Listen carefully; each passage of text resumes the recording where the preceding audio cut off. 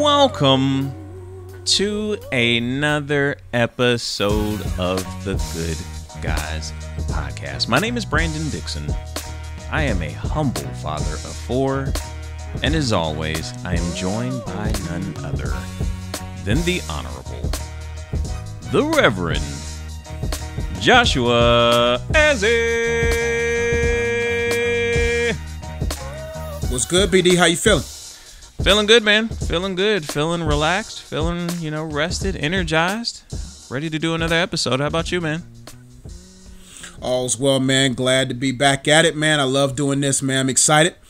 Everything's good my way, man. Just getting ready to get back in the school system, man. Get back impacting these kids' lives, man. Helping them find their purpose, all that good stuff, my brother. Okay. All right. Sounds good. Sounds good. So you're back. You're back at school. Are the kids already back, or? Nah, the kids won't get back until next Wednesday. So Okay. Right now the teachers are in, all the staff is in, man. Just trying to get systems together and seeing how we can change these kids' lives, man. So yeah, the kids don't get back. I'm kind of glad we got a little breathing room because I know once them kids get back, man, it's going to be a lot of having to be Mr. Ezzy, man. And Mr. Ezzy is different than Coach Josh. Mr. Ezzy, you counseling kids, you coaching kids, but it's a great joy, man, to be able to impact kids' lives, because we all have that person from 4th grade, 5th grade, 7th grade, where we all had that teacher or that staff member that played a major role in changing our lives, and it's an honor to be that in a lot of these kids' lives, man. So yeah, I'm excited. That's true, man. That's a good thing, man. That's a real positive thing to, be working in the school system, be a teacher. Teachers, I will always say, are underpaid. Definitely an unappreciated profession. But they have such a significant impact on our kids' lives. It's crazy. It's always been crazy to me that we don't pay teachers as one of the highest professions, considering they literally have our future in their hands. But For sure, exactly. I'm glad you're doing your part, man. I'm glad you're doing your part. Oh yeah. All right. Glad to be a part, man. Hey, that's what's up. That's what's up. All right. Well, we've got a great show for you guys here today. So we're going to go ahead and get started. Before we do, as I always say, if you haven't done so already, okay, smash that subscribe button so that you can become a part of the Good Guys fam. Hit the like button. I'll let YouTube know that you're enjoying the content. They'll push it out to more people. Hop in the comments. Let us know what you think about the episode. Let us know what you think about the topics we discuss. Let us know if you have some topics that you want us to discuss. If you have any questions, hop in the comments and let us know. And then, of course, share the videos with other people, whether it's the video, whether it's the shorts, whatever you find entertaining. Share it with other people so that they can hear about the podcast as well. All right. Outside of that, we're going to go ahead and get started, as we customarily do, with the weekly airing of grievances. And I've got one today that coincides with the time of the year. Like Josh said, he works in the school system. He's going back to school. The kids are about to go back to school pretty much around the country. And I've got a clip. I'm going to play the clip, and then we'll kind of discuss. But let me play this clip here.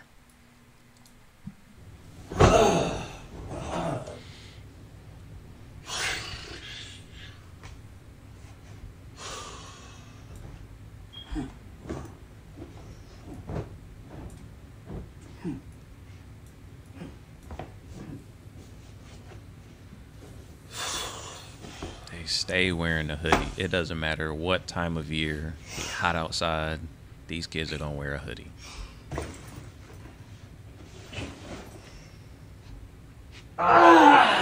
Woo! Boy, I can't wait to get to school today, boy. What time is it? It's only 5 o'clock. Ooh, I'm finna kill him today, though, boy.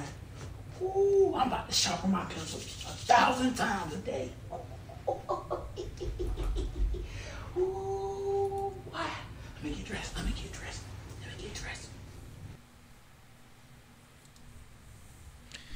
So for those of you, for those of you who are just listening to the audio, it was a video of a guy, showing the first set of kids, which is, kids these days, they waking up just as mad as they can possibly be, not excited about going to school, throws on a hoodie with some, what are those shoes called? Jeez, Crocs. Yeah, throws on some Crocs and walks out the door. Yeah.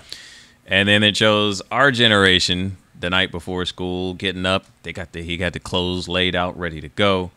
And he was excited and ran out the door. And yeah, man, like, that's my airing of grievances. I just don't understand, J.E., because my kids are about to go back to school.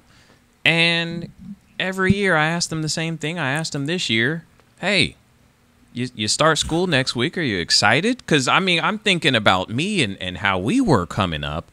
I wouldn't, I'd be excited when school is about to start back. I'm like, hey, y'all ready? You know what I'm saying? Y'all going back to school. You going to see all your friends and everything like that. They like, they running around the house and tearing their garments, pouring ashes on their head. and just sackcloth and ashes. Yo, why are y'all so depressed and angry about going back to school? Like, man, when we were kids, fam, school was, hey, I get to see my people again, my friends that I ain't seen, most of them all summer. I got some new back to school clothes. I got the new Air Forces, you know what I'm saying, about to put those on. Well, when we went to Victory, we didn't have the opportunity to show off our new clothes, but we had uniforms. But still, when you went to public school. But anyway, you was going to see your friends. You was going to be out of the house all day. And kids nowadays, I mean, they hate going back to school. I'm like, all you've done all summer is sit in the house and play video games. Like, I did the best that I could. I had to bribe them to read a couple of books. I spent hard-earned money, J.E., and you can say what you will about my parenting. Yes, I bought them video games just so they could read books and do something productive over the summer, J.E. Yep. But outside of that, all they did was play video games and sit in the house. Aren't y'all tired of that? Like, at what point do you... It's been like 3 months now of sitting in the house in your PJs and playing video games. How are you not tired of that? And they just... They have no interest whatsoever in going back to school. And, I mean, I guess to a certain extent, I guess I see the difference, at least. The difference is that this generation has way more stuff than we had at the house. Way more. Yeah, like they got their tablets, they got the Nintendo Switch, they got the TV, they got everything. They got online play. They've got the cell phones with the FaceTime. I mean, they have a never-ending source of entertainment, whereas we had a TV if you was lucky, and you might not have had cable. You might not have had cable. Yeah, exactly. You might not have had cable, so you was watching PBS. My cable wasn't able. I'm not gonna lie. I had about. It might have been one summer or two where I didn't have cable, but most of the time I did have cable. J.E., I know summer or two. Yeah, man, I had 10 channels, man. ABC, NBC, TW. I had PBS. I had PBS, bro. PBS raised me. PBS, man. I was learning stuff. Man, I didn't have cable until I was like upper teens, bro. Dang, man. I remember when I went to your house, man. I didn't know there was a TV guide. I was the TV guide. My mom guided me to the TV to hold the antenna and turn the knob. I was a TV guide. I was the remote. I went to Brandon's house first off. I couldn't even stretch my arms wide to get to the edges of his TV. I said, man, I was scrolling for days. I said, picture in picture? So you mean to tell me I can watch something here and put another channel here? We did. You mean to tell me that then when technology advanced and I was like, oh, so I can save WrestleMania? I can save. So that means if I'm not able to watch this episode or whatever it is at a particular time, you mean to tell me I can DVR it? We didn't have that technology when I was in high school, J.E. That was post high school. Oh, okay. Well, that was one of the when we came home from college. because that's true, that's true. but when we was kids, we did not have that capability, because that's one of the thing. That's another thing that they have. When we was kids and you was home over the summer, you had to watch what was on, and a lot of times during the day, for JE it was probably PBS, but for us who actually had some cable, it was, you know what I mean? It was like it shows that really we shouldn't have been watching, to be honest. You had, what was it, Jenny Jones? You had the Sally Jesse Raphael. You watching talk shows that you have no business watching whatsoever as kids. No business. I didn't know. I was like, man, these kids got fathers. This person, and Dom is the father. I said, man, wow. Little JE was like, maybe I should get on. Oh, no, I'm joking. I'm joking. But yeah, man. Yeah, bro. Like, man, listen, these kids, man, social media and technology has robbed what school meant for us. See, they have social media. They see their friends all the time. First off, that's true. You mean to tell me y'all can be in different parts of a city, man, and actually run 3-on-3 in 2K, run 5-on-5 on 2K? Like, y'all can meet in a little area and then y'all can go play other people? Bruh, we had to set up a whole play date situation. Go over to, when you got the opportunity to go over to your friend's house and actually play the video game together, we thought that was the best thing ever in life. Now they just casually pick up the, gamer tag XYZ, 3-point shooter for life. Then within minutes, they're running 2K. It's like it's just nothing. Seconds. Right. And you get to talk junk while you're playing other people from other parts of the world. That right there overly stimulates the mind of a kid, robbing them of what school provides. Now, first off, school had its pros and cons. Yeah, for sure. With social media and technology, school is all cons. Yeah. Think about it. All the pros, you can do that at home. Oh, man, J.E. So, yeah, I would actually hate to go to school, because all school is schoolwork, teachers, and wasting my time. Bruh, the way you just broke it down, bro, like, now I get it. You're right. Yeah. All of the things that we were looking forward to going back to school for, again, like you said, pros and cons. Like, no, we don't like the schoolwork and the learning or the teachers. But, being able to hang out with our friends, talk to our friends, talk junk, they can do all that from the crib within minutes. And what sucks about, what was actually, because for me, I was always conspiratorial, if that's a word. Like, I was the one that, like, we don't need school. Yeah. What? But I had no data to prove, because back in our day, we needed school. Yeah. You see what I'm saying? Like, all we had was college. There was no YouTube. There was no option to be a content creator. There was no podcast. Even BD and myself was ahead of our time. We vlogged our graduation in 2004. Man, the lost tapes. So imagine having all this creativity and no creative outlet. So, of course, you can be indoctrinated to believe that you need school. Man. These kids now... So you forcing me to go to something that I don't need? Of course I hate it. Back when we was kids, we didn't know if we needed it or not. We darn sure thought we did, because it did, like you said, like there was no, my kids, hey Dad, I want to be a professional YouTuber. I want to be a content creator. I was like, man, you better take your behind to school. What you did? And then I think about it, and I'm like, well, I guess technically. See, there you go. And that's how we was indoctrinated. That's how they keep. Do you know? Everything in life, to a degree, key areas of our life has innovated, has evolved, but the schools... Man, that's the truth. Schools were designed to create workers. That's why I used to wonder why we couldn't sell stuff at school.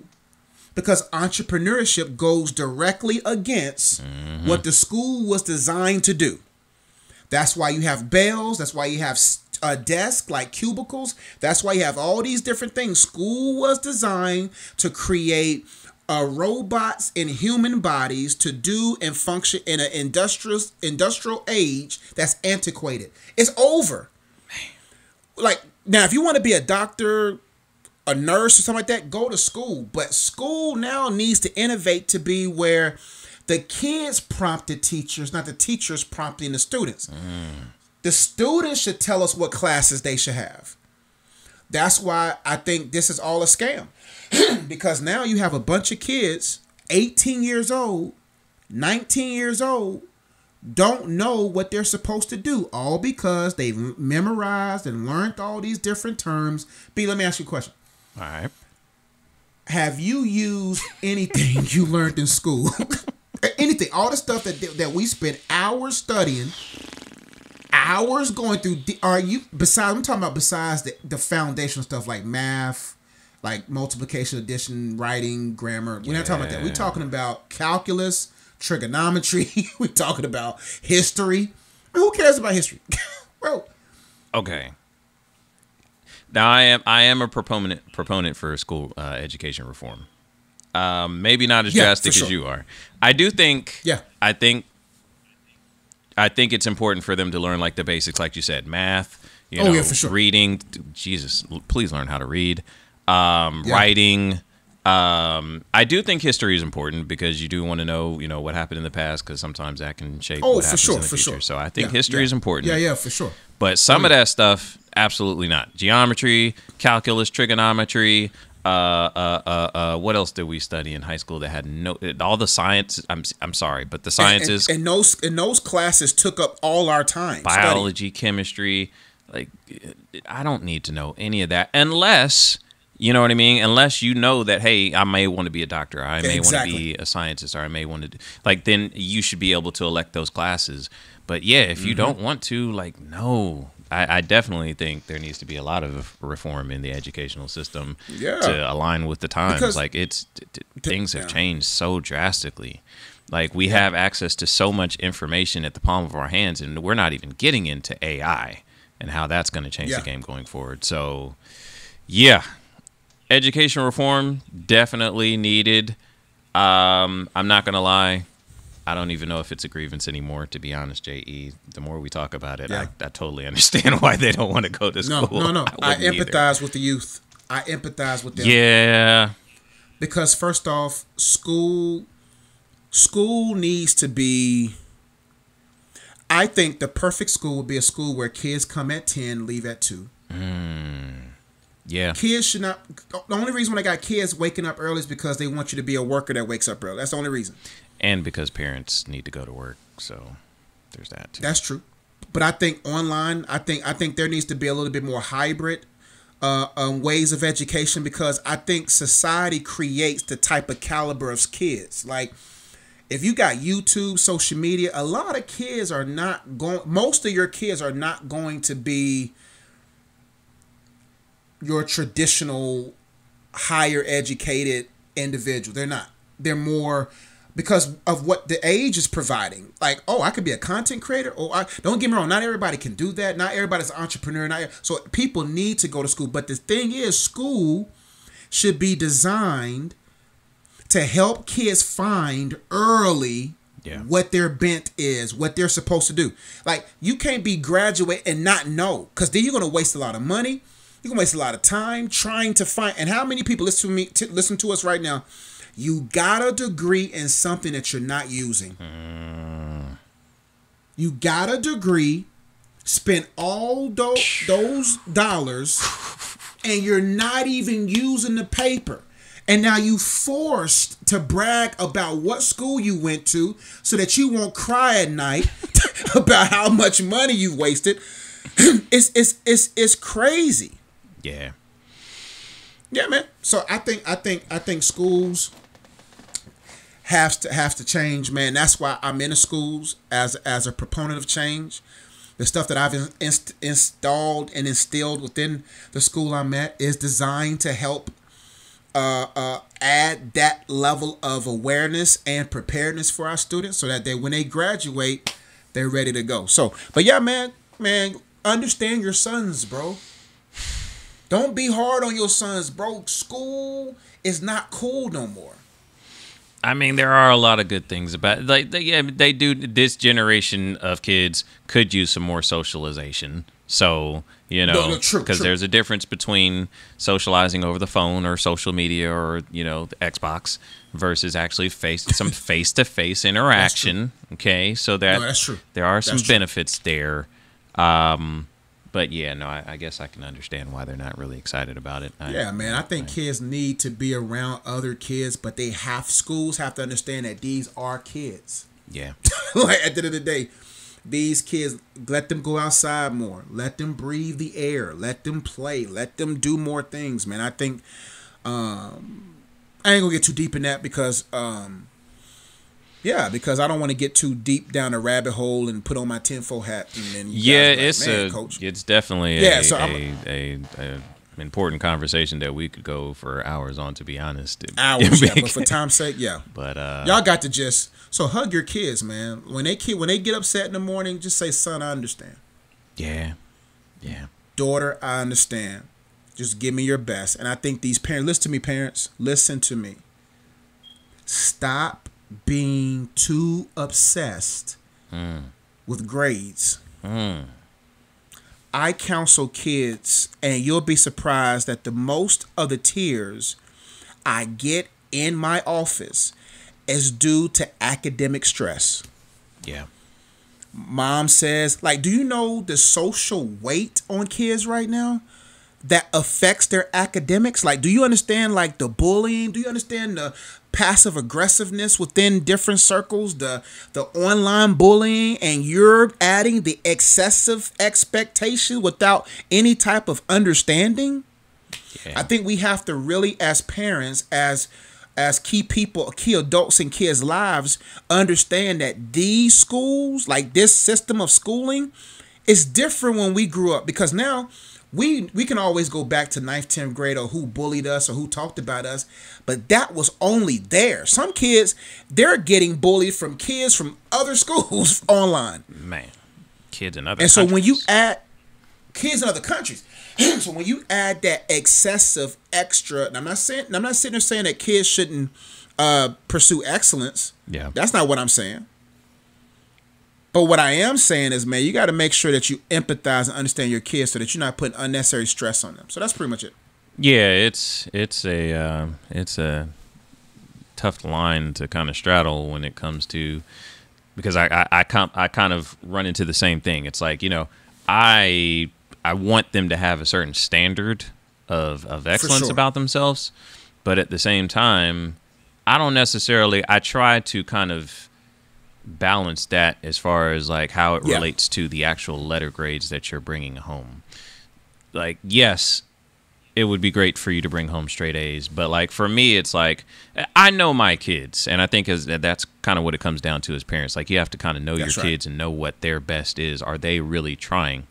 If you know your kid is super smart and he's just not trying, then sir, there's no reason for you to be bringing home C's and D's. You can do better than that. But if they're trying and putting forth effort, I'm not going to bash my kids if they don't have straight A's. I do want you to have. Think about it like this. Go ahead. Yeah. Yeah. Go ahead, no, I was just saying. Yeah, I do want you to have a standard of excellence about yourself. I do want you. It's more. What's more important is for you to be exploring different avenues, different things, and figuring out what your gifts are and what your purpose might be. So, if you're doing that, if you're involved in different things, you're involved in sports, you're involved in different clubs and programs, and you're giving it everything you got in school and you're not making straight A's, I'm not going to beat you up about it. But I need to know that you're putting forth effort. You're trying to be, productive. You're trying to, you're not just trying to sit around the house and play video games. That's what you're not going to do. And I think parents forget there's a lot of dynamics, because I see it as a counselor, as a coach in my school, is that there's a lot of dynamics that affects kids. These kids are not as socially, emotionally resilient as we are. No. As we were, I'm sorry. Yeah. Because you got teachers who hate their jobs. That could be a dynamic. You got parents. So there's a lot of reasons why your kids' grades are what they are. And that's why I tell parents, I said, what is your grade as a parent? Before you get mad at your kids' grade yourself as a parent. Are you a F parent expecting an A out of your kids? Man. Are you a D parent and demanding a B from your kids? Could it be that if you was an A parent, your kid may try to do better? I got kids in my office right now that'll tell me, if I make a B, my mom is going to be on me. I said, a B? Bro, when I brought a B home, man, I might get an extra side with my meal. I might get, yeah. But when you have having straight A's, and that's why I tell people also, bro, let's look at society. Most A and B students work for C and D students. I'm telling you.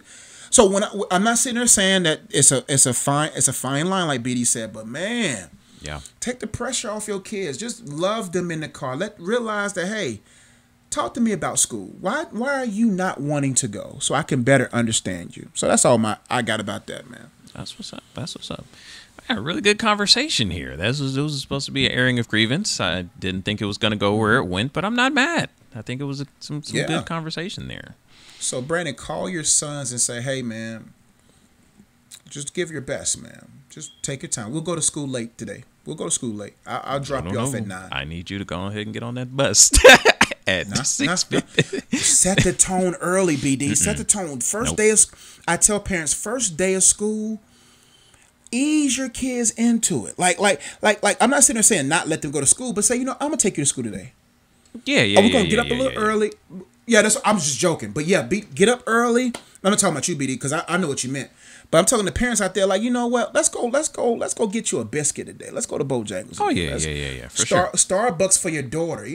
Let's ease you into the school, because I can understand that this could be a nuisance, not necessarily a joy like it was for us. Because school for us, we was excited. I mean, we had our clothes prepared. What? We had our trap. Well, I didn't have a trapper keeper. I had a keeper. You had a trapper.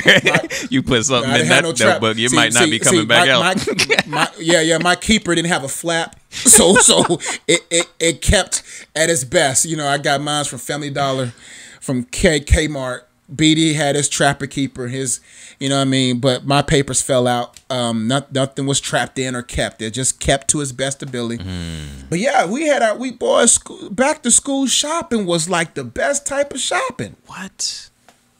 Unfortunately, I had to put a lot of stuff. I couldn't get all the stuff that I wanted.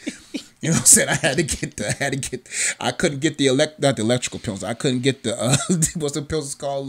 Mechanical pencils. I couldn't get mechanicals. I got the cheap mechanical pencils. But then as I got older and I started working, I said, man, I'm getting my school supplies, fam. Good for you, J.E. Good for you. BD had bags on bags on bags. BD looked like he was coming out the mall when he came out of Walmart. BD had just throw it in the bag. Throw it in the bag. Me, I had a budget. $15, son. They say you need 3 boxes. How many boxes of pencils? 3? Oh no, you getting one. One. Man, I had to make it stretch, man. What? It made me into a resilient man that I am today. That's good to hear. Anyway, yeah, thank you. All right, enough on that. We're gonna keep it moving to our first topic of the day, and the first topic of the day is based on so I guess in popular culture news, Big Sean and Jhené Aiko. Big Sean being a rapper, Jhené Aiko, a popular singer. They've been dating for a while. And, listen, I guess they've been kind of on again, off again for a while, but they've been like in a relationship for a significant amount of time. And Big Sean had an interview with Charlamagne the God here recently. Lowercase g, of course. And Charlamagne had asked him about, his relationship with Jhené and, hey, when are marriage in the plans? Like, what's going on with that? And Big Sean, I don't know. He kind of danced around it. He gave an explanation. I'm going to be honest. I had a clip, and I'm not even going to play it because he was just yapping. It didn't really make a lot of sense. It was kind of like, how sometimes we talk when we get asked about something that we don't really want to do, but we got to sound, intelligent about it. So, but and a lot of different, in a lot of words, he said, we're not getting married just yet. And so I wanted to talk about, because that's, you know, I guess an interesting dynamic when it comes to men and women. As men, a lot of times we are the ones who are a lot more hesitant to fully commit. Whereas I think, generally speaking, I would say women are more, you know, eager to commit and settle down into a marriage or a long-term relationship. So I wanted to talk about not necessarily their situation specifically, because obviously, you know, we're Christians. We like to come at things from a Christian perspective. So I wanted to talk about, you know, the dynamic between men of God and in the dating sphere, and what you can, you know, what are some of the things that you can do to, I guess, kind of get a man of God, if you will, to commit. What are some of the things that you need to, as a, you know, as a woman of virtue? What are some of the things that you need to be exhibiting? What are some of the things that you can do to kind of put yourself in a better position to have that man of God go ahead and be comfortable committing? And it goes both ways, right? I mean, you know, there will be another episode where we'll talk about, hey, what do we need to be doing as men of God? What do we need to, traits do we need to, that we need to exhibit? And what do we need to be showing to know, so that a woman of God will know that, hey, we are a man of God who can lead and be, you know, that man of God that she needs us to be. So I don't want to, you know, I don't want to be one-sided, but on this episode, that's what we're talking about. We're going to talk about how, you know, some things that you can do to get a man of God to be comfortable with committing.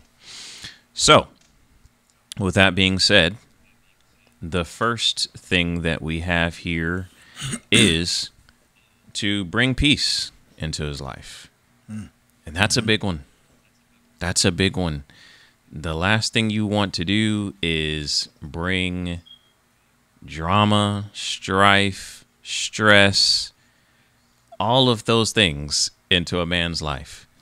I think one of the most important things to us as men is our peace. Right? Like in everything that we do in life, we're trying to get to a position of less stress, more peace, more relaxation, right? Yes, we have a lot of responsibilities, things that we have to take care of. And there's a lot that comes with that. There's a lot that comes with being a man of God. You know, we're expected to be the protector. We're expected to be the provider. We're expected to lead. We're expected to hear from headquarters, hear from God. And so what we want, you know, in someone that we're going to be considering a long-term relationship with is someone who is going to bring peace to our life. Now, that doesn't mean that, oh, I have to, you know, walk on eggshells, or I can never confront him, or I can never, you know, we can never disagree or argue or anything like that. So I don't want that to be what you take away from this. But overall, are you bringing peace overall into his life? Or are you just bringing drama and stress and arguments? It's okay to have arguments and it's important in a relationship to be able to argue the right way. But are you arguing the wrong way? Are you calling him and his mom out of their name? Are you, you know, is every time you come around, if that's his reaction every time you come around, there's a problem. If every time you come around, if you see him do that every time you come around, listen, it's not going well. You're not bringing peace to his life. When he sees you coming, he wants to go in another direction. He wants to go in another room. So bring peace into his life. Hey, how can you add value? You know, is there something you can take off of his plate? You know, how can you make his life easier? And again, keeping in mind that it's a two-way street, right? We as men have to do the same thing for the women in our life. But I'm just talking from this one perspective. How can you bring peace and make his life easier and less stressful? That is one of the number one things that you can do to have a man feel comfortable. Oh, yeah. I don't have a problem. I can see myself spending the rest of my life with this person because she's not going to have me die at the age of 48 from stress. She's not going to stress me out. So that's one of the most important things you can do. JE, I'll let you take it from there. So profound, man. That is huge. We thrive in peace Yeah.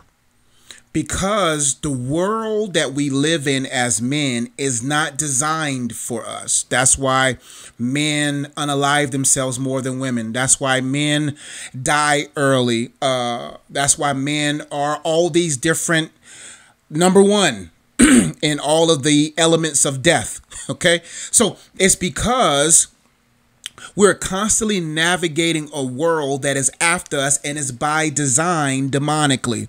If the demons can get rid of the men, then the women are vulnerable. That's why a lot of men are hesitant to commit to relationships, because men were always sold on the idea that marriage, relationships is going to require a lot out of us.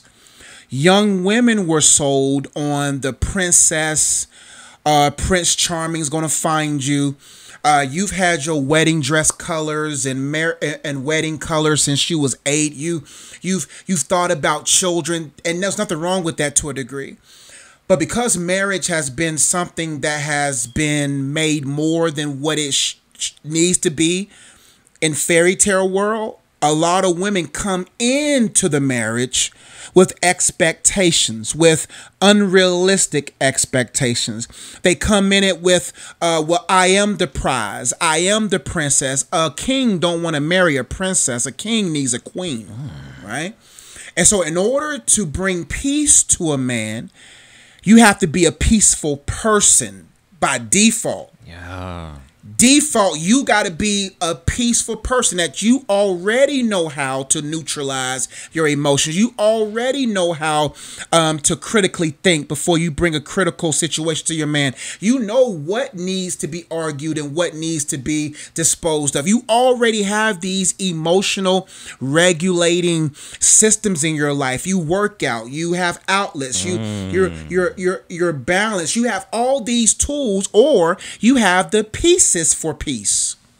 That's good. You have in your repertoire pieces for peace that you know for a fact, and that's why I tell women to not to be so caught up in their marriage or get so caught up on them in their marriage. You got to be focused on the unit. I think a lot of women, they focus on their marriage from their vantage point, but they don't always investigate or become familiar of their marriage from their man's vantage point. Because a lot of us men, it is difficult for us to communicate certain things because we're going to disrupt our own peace. Yeah. So why am I going to communicate this if I already know that this person don't have the pieces of peace? So I hold my peace to maintain peace, and that's not good for the man. No. So as a woman, you have to already be a peaceful person, a woman full of peace. That's peaceful. I'm full of peace, meaning that my husband is not my source. My marriage is not my source. How my marriage looks and feels is not my source of validity or validation. My source of peace comes from the Prince of Peace, who gives me a peace that surpasses all understanding, that guards my heart and mind. So when you understand, hey, there's a lot of things that peace will keep or guard your heart and mind from disrupting the peace of your husband, because if you always focus, or you deemed the marriage as a tool for you and not you a tool for it, then you're going to be a fool to it. Meaning that you're going to do stuff that's foolish, disrupt that man's peace, and then you will end up with a roommate and not a teammate. Because a man commits to winning. Yeah. Men don't commit to losing. So what happens is, if my own teammate has a negative plus minus when they on the court, Yeah. then I can't commit to it. Because men of God, let me make sure I make that clear. Right. Are visionaries, and the Bible says when a man finds a wife, I think, and I'm speaking from just experience with women and helping them and whatever, like Like, I think women need to better understand what a wife is and what the pieces of a wife that can bring peace to her husband. But the Bible says when a man finds a wife, he finds a good thing and obtaineth favor. If you don't add favor to your man, then you won't preserve your relationship. Like favor, flavor. Like favor is like when you with the man, like you enhance his life. Yeah. When that man leaves your presence, he is thinking all day, how can I get back into her presence? Right. How long does it take for your man to come home? How long does it take for your man to leave the home? When he wakes up, is it hard for him to pull off for you? Is it hard for him like, man, I can't wait to come back home? Or is he like, whew, good, I'm gone? Because ladies, and I'm being straight brutally honest here, if you don't provide peace in the home, he's going to find a side piece outside the home. Side piece and side piece. Because there's women out there that can feel the vibrational drainage in you. They can feel that this man he has a wedding ring on, but he's stressed. Yeah. If you let your man leave the house with a stressed frequency, women out there that know men know that frequency. And they know exactly, you don't want your man to advertise that there's no peace at the home. Yeah. And what I'm saying is a good man of God, I'm not sitting there saying he'll fall for side pieces, but boy, don't put him in that position. Yeah. So do you have the pieces of peace? And I wrote here, are you a peaceful person? Also wrote here, have you allowed God to mend all the broken pieces? Because sometimes women, and we're going to get to the men in another video, but a lot of good men are paying for what a bad man did to the woman they married. Yeah. Whether it's a father or an ex. And so that's my points on that. And I'm not going to get too beyond that because this would be a 4-hour podcast. Yeah. I mean, it's an important discussion to have.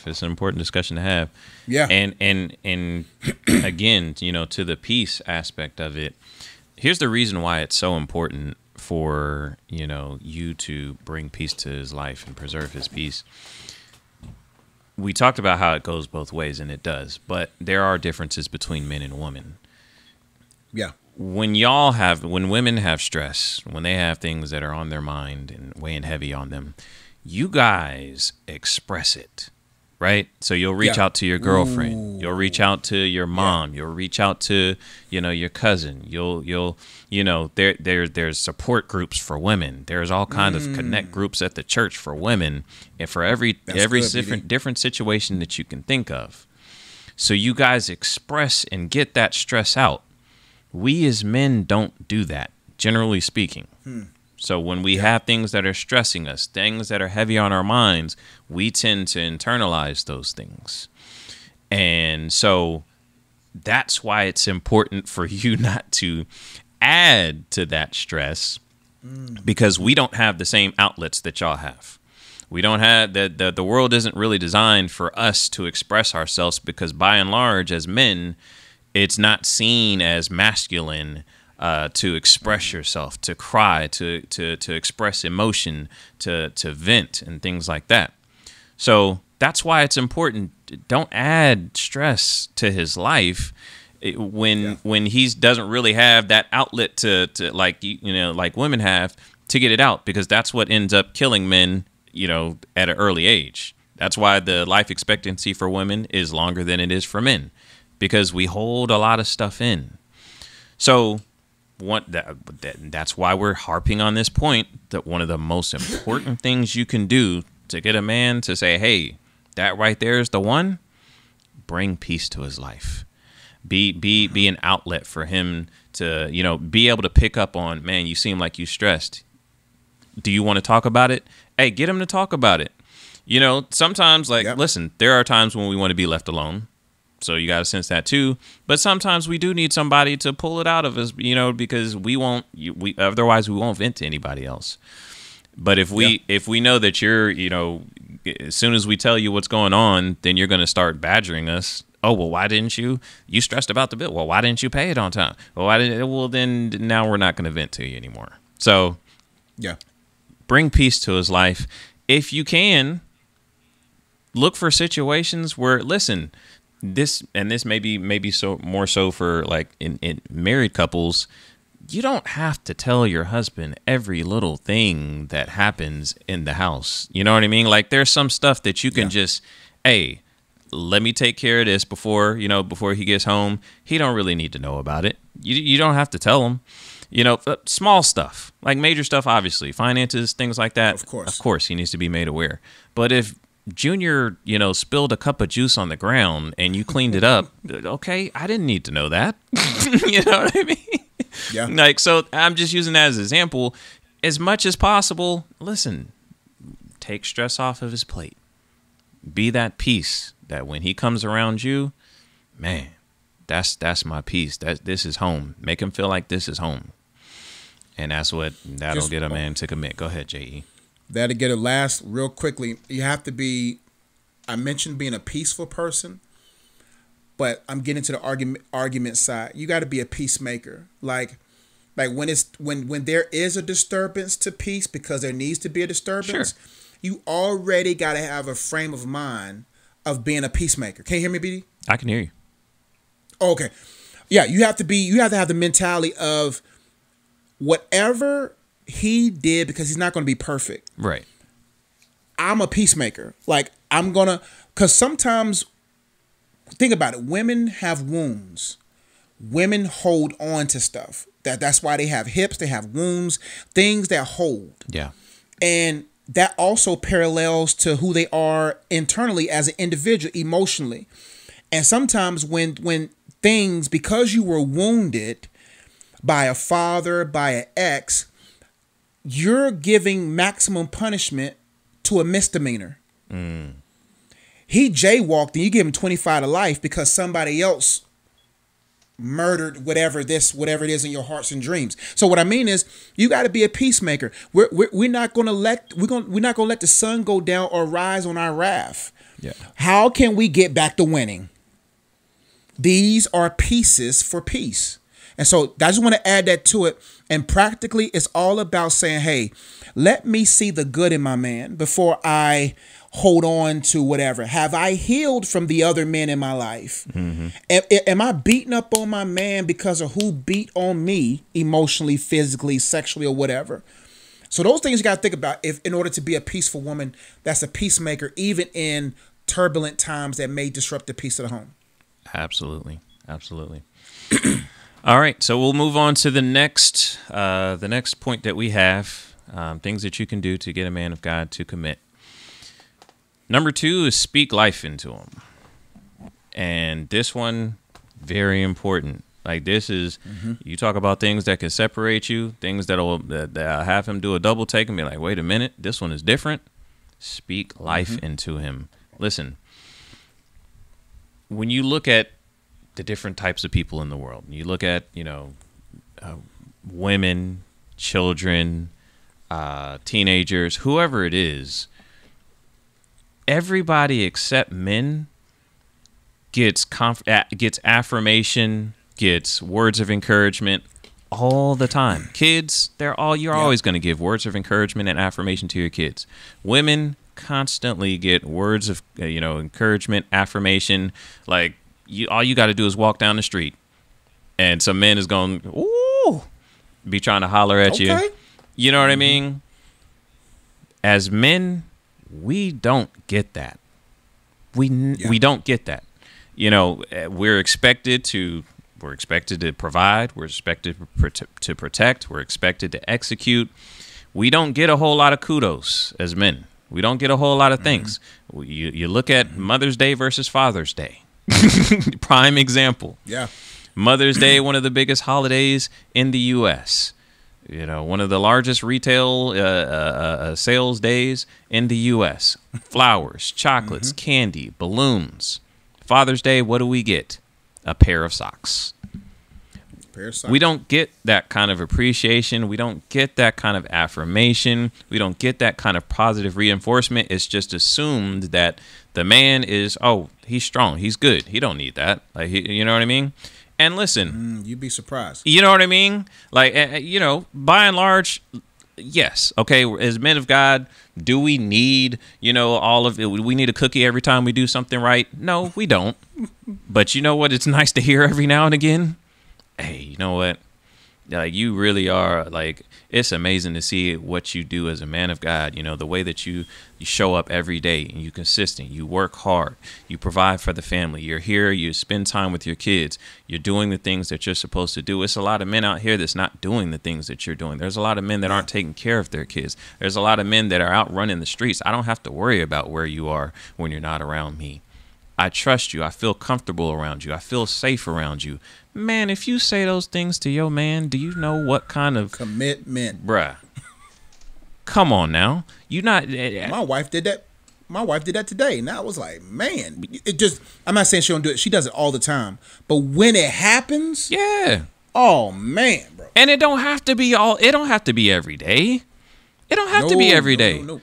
But every now and again, speak some life into that man. It show him the appreciation for the things that, you know, and if you guys aren't married, obviously it looks a little different, but still, for sure, speak life into him. Speak to the future man that he's going to be, whether that's with you or not. Hopefully, you know, hopefully it's with you, but speak life into it, man. Listen, you are a man of God. Like I see the way that you handle yourself. I see the way you handle your responsibilities. Hey, you have the mind of Christ. You're a world overcomer. Like, speak life into him. Speak to the gifts and the talents that he has. Man, do you know what that does to a man? Like, you think he's getting that everywhere? No. Most women expect to be, and listen, to a certain degree, rightfully so. Like, yeah, we're gonna do most of the pursuing, but most women just expect that that's all it is all the time. It's just you pursuing me. You're lucky to be in my presence. You know, I don't care, you know, how you're feeling and what you're doing. Yep. Man, be somebody that speaks life into that man of God and see what that does. See how far that gets you, because everybody's not doing that. A lot of women aren't doing that. And it's something that we just as men, we don't hear very often. If you go on TikTok and search, you know, there's videos, I'm just keeping it real. There's videos of women out there that just make videos just speaking words of affirmation to men, because it's dangerous. That's dangerous business. It's dangerous work. Ladies, that's dangerous. It's dangerous work. But they're doing it because obviously they're trying to grow their channel, but men are drawn to it. We don't hear it. Yeah. So when we see a clip of, you know, someone giving words of affirmation and speaking life into us, like, I'm not gonna lie to you, I've seen some of them. I'm like, you know what, you're right. I'm just saying. So speak life into that man of God. It's important for you to understand, ladies, that life is chess, not checkers. Like, sometimes I think both sides of the table does this, but we're talking to the ladies now, is that a man and a woman brings different elements of life to the life of a marriage. Yeah. There's certain aspects of life that a woman can only provide. Like the life of my daughter is predicated on the type of life I give her and the type of life my wife gives her. Like, for her life to be balanced and whole. So my wife gives my daughter the life of nurturing, the life of nutrients. That's the life my wife is pumping into my daughter, our daughter. The life I pump into her is presence, protection, and that's pretty much it right now. Right, so she's 2 years old next month. Right. So when you understand that if you're not giving life to your man, like if you're not speaking life into him, then you're not going to reap the life from him. Oh my goodness. If you're not speaking life into him, then you're going to miss out on the life from him. Yeah. What I mean by that, like when you pump life into him, you get more protection, you get a more creative, innovative man to bring more provision into the life of your life. Like when you think more than just it's all about me, but it's all about we, then you will contribute more life into the man strategically. That's why I think women need to pursue their men as a man pursues them. What I mean by pursuing a man, I mean paying attention to him. Yeah. Pursuing him. Like, look, don't just be looked at, look in. Like, you want to be cute, cool, be looked at. You know, wear the shorts, you know what I mean?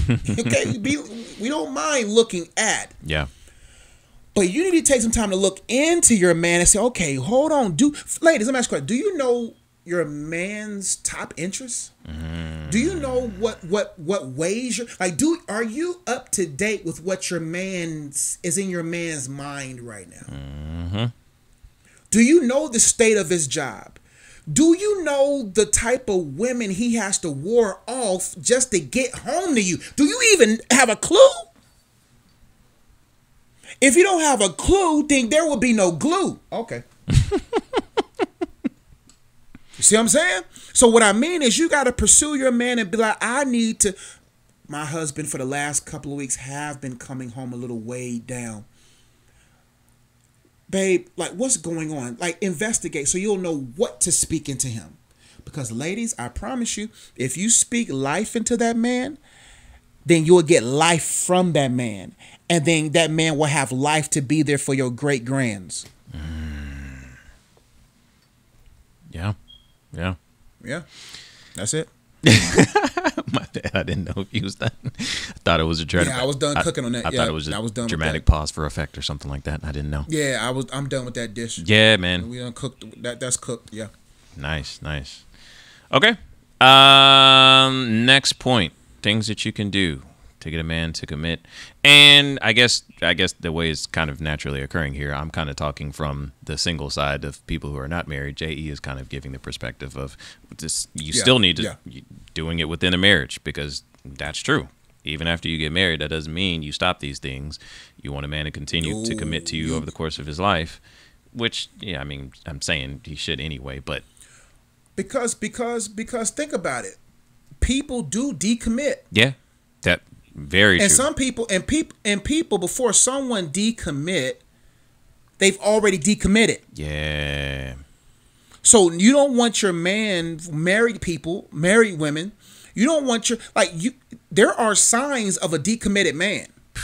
There are some good guys that will stay with you for the kids, that will stay for you for the brand, that will stay with you because it's better to keep whatever. But you want a man committed to it.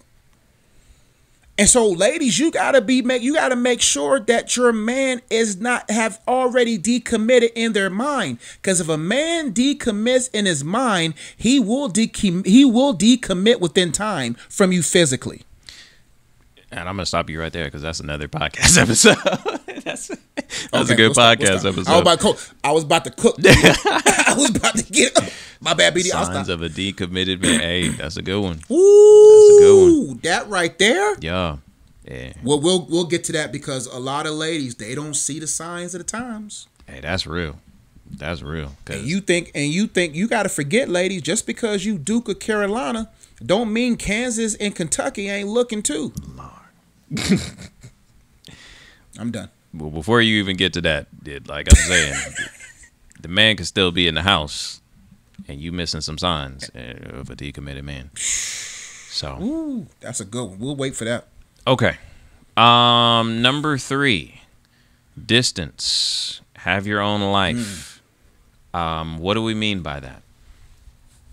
Especially in the dating phase, and it goes for marriage, within marriage too.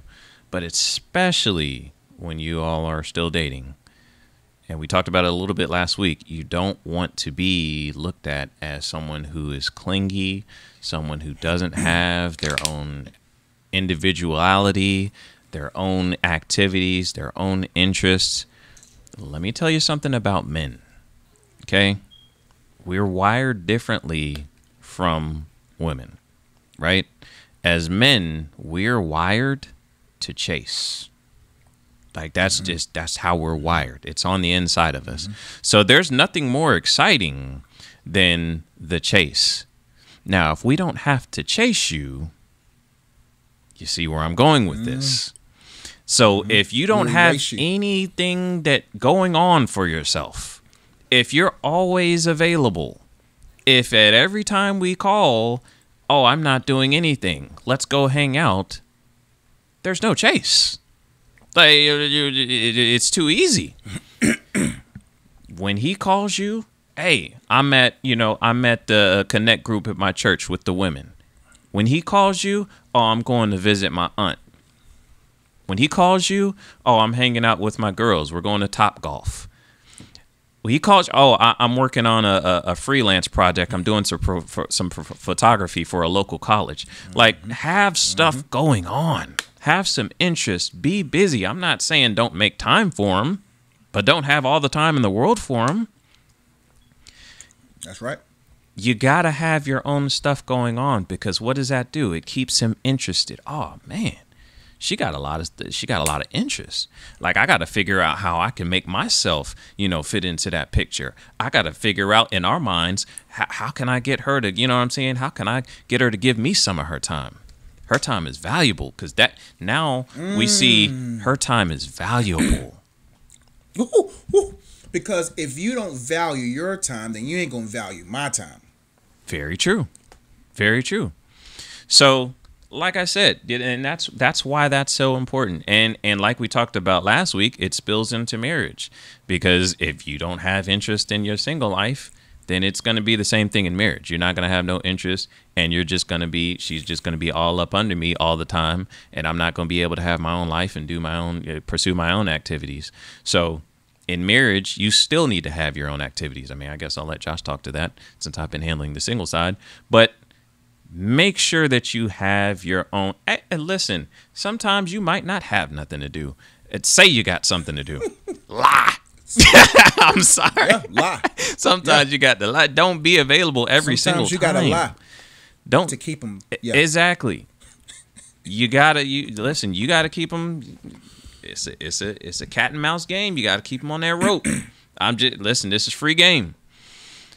Free game. Don't be too available. Have your own life. Have your own activities. Keep just a little bit of distance there, so that he keeps pursuing the chase. Distance makes the heart grow fonder. There it is. We're not talking about across the country distance. Right. We're just talking about enough distance to keep the interest. I put here, life outside brings life inside. Like, when you have a life outside of the life that you have in a relationship, or the life that you would like to have in a relationship, it brings life into it. Like, it creates talking points. How was your day? Right. I was just waiting on you to get home. What? How was your day? What did you read? I love when I come home, and because my wife is reading the business books, and I love. Don't mess around and be reading a book. Come on now. And she's texting me throughout the day what she's learning, and that brings like, oh, so wow, like now we got something to talk about. Yeah. We got something shared to talk about. And let me paint the picture. My wife she personified this while we were dating. Personified it. My wife was in grad school when we met. Okay. And at UNC Charlotte. And of course I had unplugged. We was doing our thing. The hottest Bible study in Charlotte, man. Hottest Bible study in the area, man. Mm-hmm.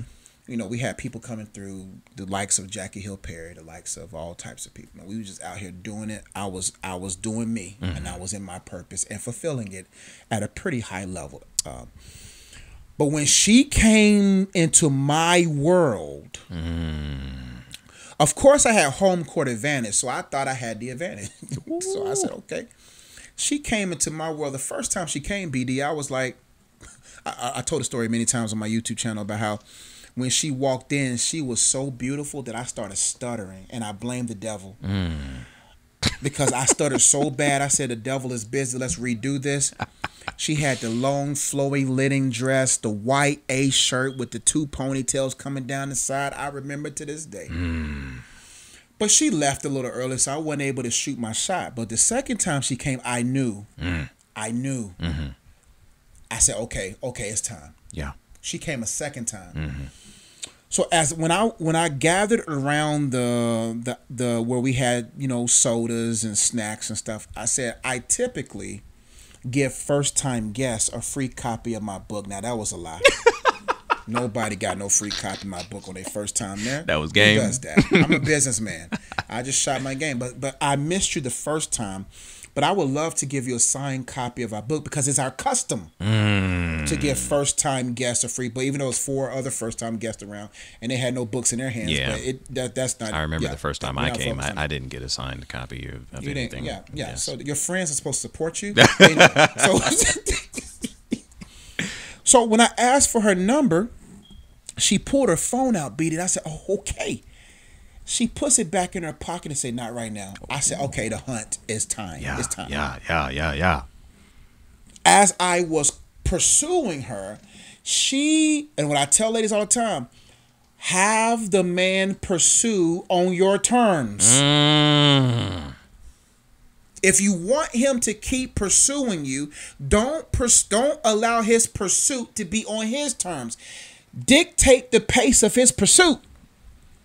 What she did was she said, if you want to see me, you have to be in the parking deck of UNC Charlotte and be there for me when I come out of my graduate class. Ooh, Brittany. Who was parked right beside her car every time we agreed to meet early?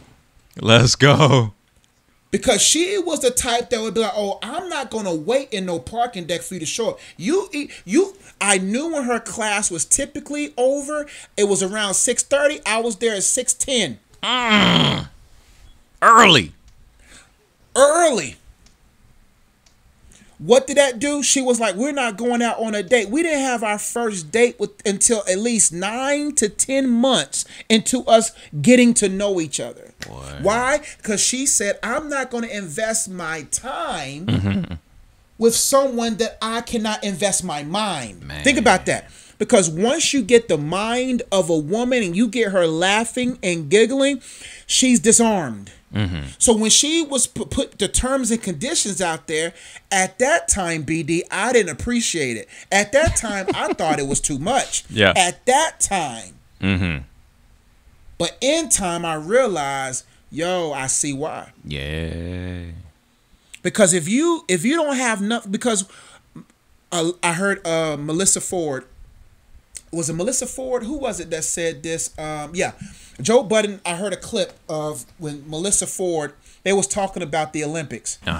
And Joe Budden was like, how many of us could have been greater in these different types of sports if we were focused in high school or focused in middle school? And Melissa Ford began to talk about how she was good at some sports. I forgot what the sports were. But then she said boys got in the way. And she said I could have been greater at other things. Maybe she wouldn't have been a vixen. You see what I'm saying? Maybe she could have been a Dixon. I don't know. But what I'm saying is, sorry, I didn't mean to put that CD in mine because he's eligible. I forgot. Sorry. My bad, Father. I didn't mean to do the devil's work on that. But what I got from that was boys too early, girls too early, really can destroy what could have been. Yeah. So when you have something that you already are focused on, then you can be a woman that says, you know what, you got to pursue me like this. And you'll be like, you know what, you catch me after the gym. You know what, this weekend, because I got my values is family first, I'm with my nephew. He got this. He got a birthday party. I'll catch you next weekend. Bro. What that's going to do is it's going to determine the caliber of man that's pursuing you. Ooh. A man who wants the draws is gone by tomorrow. The one that wants it all is going to understand and respect those boundaries and will be like, okay, next weekend works. That's how you weed We're them out. giving you game. Free. That's how you weed them out. So you won't waste your time. Yeah. That's why you have to be content with your singleness. And those who are married, ladies, have something. We don't want to be your life. We don't want the marriage to be the life. We want you to already have life outside because, like I said, if you value your time, you'll value my time. Then when I come home or when your man comes home, you'll give him that 45 minutes. I know you need that time off of work to decompress. You know what? I'm gonna go to Pilates. I'm gonna go work out while you come home. So when you come home, you can have that 45 minutes. Oh, I value time. So you know what? I'm going to already have activities for the kids to do so that you won't be... Ooh. Man. We giving you game, man. Free game. Free game. All right. We'll go to the last point. Be a helper and a multiplier. Mm-hmm. Be a contributor.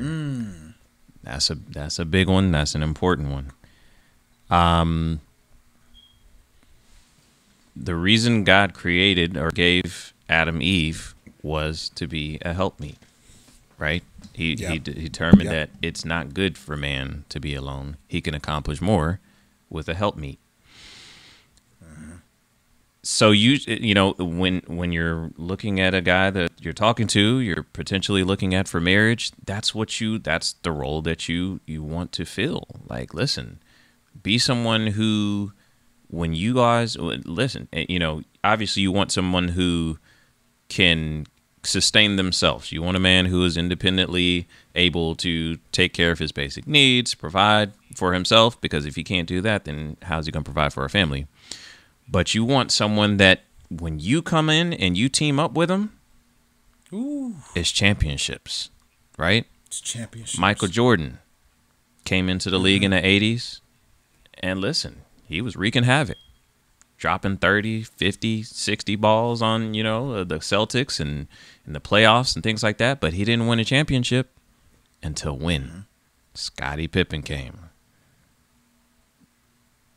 Once Scottie Pippen came, it was over. Championships year after year. So that's what a good, healthy marriage is going to look like. You got the man who, listen, he's done the work. You know what I mean? He can provide for himself. He has a strong relationship with God. But there's something missing. And when you come into the picture, it's game over. You're his helpmeet. You do the things, you complement the things the areas that maybe he has some weaknesses in. You see some of the things that maybe he doesn't see. You do all the things that we talked about in this podcast. You're bringing peace and reducing stress from his life. You're speaking life into him, giving him the confidence that, that allows him to accomplish things that he wouldn't have been able to pursue or accomplish on his own. So be a helper, be a multiplier. Like, we as men, we're gonna bring, the basic things to the table, right? Yep. So it's our job to provide. So for example, we're going to provide, and now, bam, we got a house. But guess what what you can bring to the table is you make that house a home. You decorate and you say, hey, we need to put these kind of curtains here, and then we need to put the couch over here because when family comes over, they're gonna sit there, and then the kids, we're gonna have there. You're gonna organize things. You're going to give the house touches and personality. You're gonna pray over that home. You're going to like, you are the person who makes it a home. So there's a very important role that the woman plays in a relationship. Anything that we give you, you are the multiplier. So again, we give you a house, you make it a home. We give you, whatever it is that we give you, you multiply it. You make it, you make it successful. You make it work. So, again, make sure that you are, doing your best to find ways to contribute. Don't bring stress, don't bring drama. Find ways that you can be an asset to his life and not a liability, is basically what I'm saying. And that's the most important thing that men are looking for. When you're talking about you wanting a guy to commit, that's one of the most important things. be an asset to his life. You know, whatever he's bringing to the table, multiply it. Speak life into him. Make him better. And that's one of the most important things you can do. Like I've said, man, you determine what type of man you have. Either you have a roommate or you have a teammate. And men understand, some men, a lot of men understand at least the basics of sports, right? And that's what, like BD says so eloquently, like Michael Jordan did a lot by himself, but he didn't win championships by himself. Most teams throughout history won championships with help. Yep. So the thing is not wedding ring. The thing is championship rings. I think that should be something that couples, I wrote that in my book, The Purpose of Relationships. I talked about how creating a team culture in your marriage and how maybe y'all should have a ring ceremony every year. Did we win this year?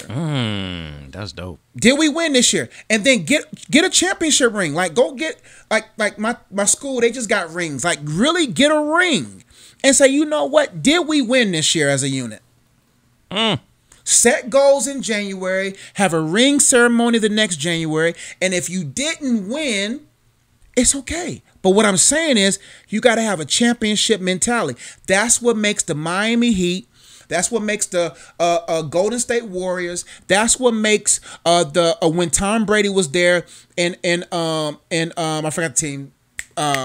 Anyway, there are certain teams that have championship or bust. They have winning culture. Yeah. And as a woman, the Bible never says that the man is the helpmate. It never says that. Mm-hmm. I think women have lost the biblical principle of what it means to help him. It has been reversed. The devil perverts the original. It's all about how can you help me? No. How can you help him? Because when you help him, you get everything you want. Yeah. You get like when you understand, hey, and that's what understanding roles are. Like when me and BD play basketball, I already know my role. He's the shooter. I'm setting screens. Do you know how much that help us win games? But imagine me getting in my head and being like, you know what? Nah, BD, nah, I'm going off. We wouldn't have won as many games we've won in 2-on-2. Yeah. We walked into the YMCA one time. You heard me say these collegiate athletes looked at us and we looked at them. They saw us as grasshoppers. We saw them as grasshoppers. Yeah. So they assumed, we're gonna beat. I said, can we play y'all 2-on-2? You should have saw the level of disdain, the level of whatever look. I said, we killing them. Yeah. We beat them probably 21-1. They was begging us to play game 2. Why? Because we knew our roles. Yeah. You are a Pippen. You're not Jordan. The man is Jordan. You are Pippen. And you know why women are tripping? Because they acting like Pippen. Pippen ain't appreciative of Jordan and what he did. Now Pippen complaining. No, you're not Jordan. You're not the head of the franchise. You're not. And when you become Pippen and you understand, hey, he needs me, then you will be able to know, okay, I'm going to set a screen today. I'm going to be in position. I'm going to be ready when he's not, his shot not going down. Now that doesn't mean just because he's Jordan doesn't mean he's going to always have the highest score every game. Yeah. Because your Jordan is going to have a rough night sometime, and he going to need that Pippen to drop 36. You see what I'm saying? Don't take offense because I said you're not Jordan. Yeah, and that's not a bad thing, and I'm glad we're clarifying that, because some people, if you understand sports, you know that's not necessarily a bad thing. Yes, Jordan is the one that gets the brand deals, and he's got the gets all the love and the adoration, but Pippen is just as important, because when you talk about the NBA, they talk about be a star in your role, right? Everybody's role is just as important. It's just Jordan had a different role. Jordan's role was to score. Now, scoring happens to be the role that is, glamorized more than that, because we see Jordan flying through the air, dunking the basketball and everything like that. But listen, them rebounds got to get rebounded. The defensive stops have to be made. That's right. And without That's that, you're not winning the game. So what Pippen did was just as important as what Jordan did. It's just not as glamorized. So when we say you're Pippen, we're not saying you're not as important by any stretch of the imagination. We can't win the championship without Pippen. We can't win the championship without y'all. But you got to be we got to understand roles.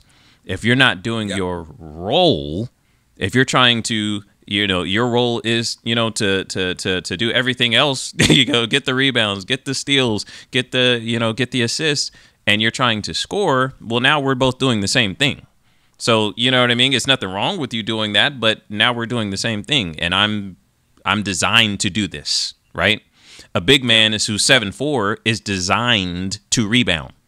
So why is he bringing the ball up trying to be the point guard? God didn't design you to do that. The big man who's 7'4", you can clearly see he's designed to get rebounds. Clearly see. That's powerful. If you're 5'9", 6 foot, and lightning quick, you're not designed to get the rebounds. You're designed to pass the ball, to score.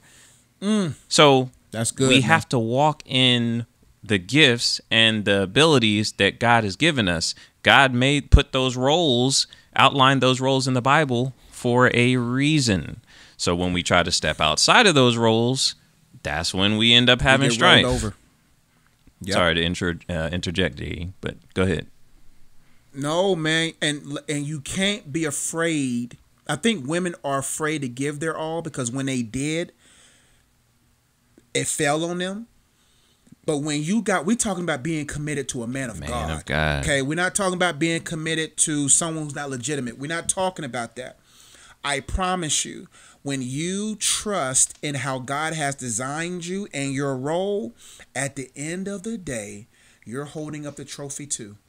At the end of the day, you're in the parade as well. At the end of the day, you're giving your speech as well. At the end of the day, you cannot be afraid because God's principles has promises. And I promise you, when you help a good man, you can't help but have greater things in your life as a woman. Trust me. And so that's powerful, man. Like, it's okay to be Pippen, but don't be Pippen of today because Pippen is whining about his contributions. And maybe because it could be that Jordan's son is clapping his... Anyway. But, all right. Next topic. We're going to... Next topic.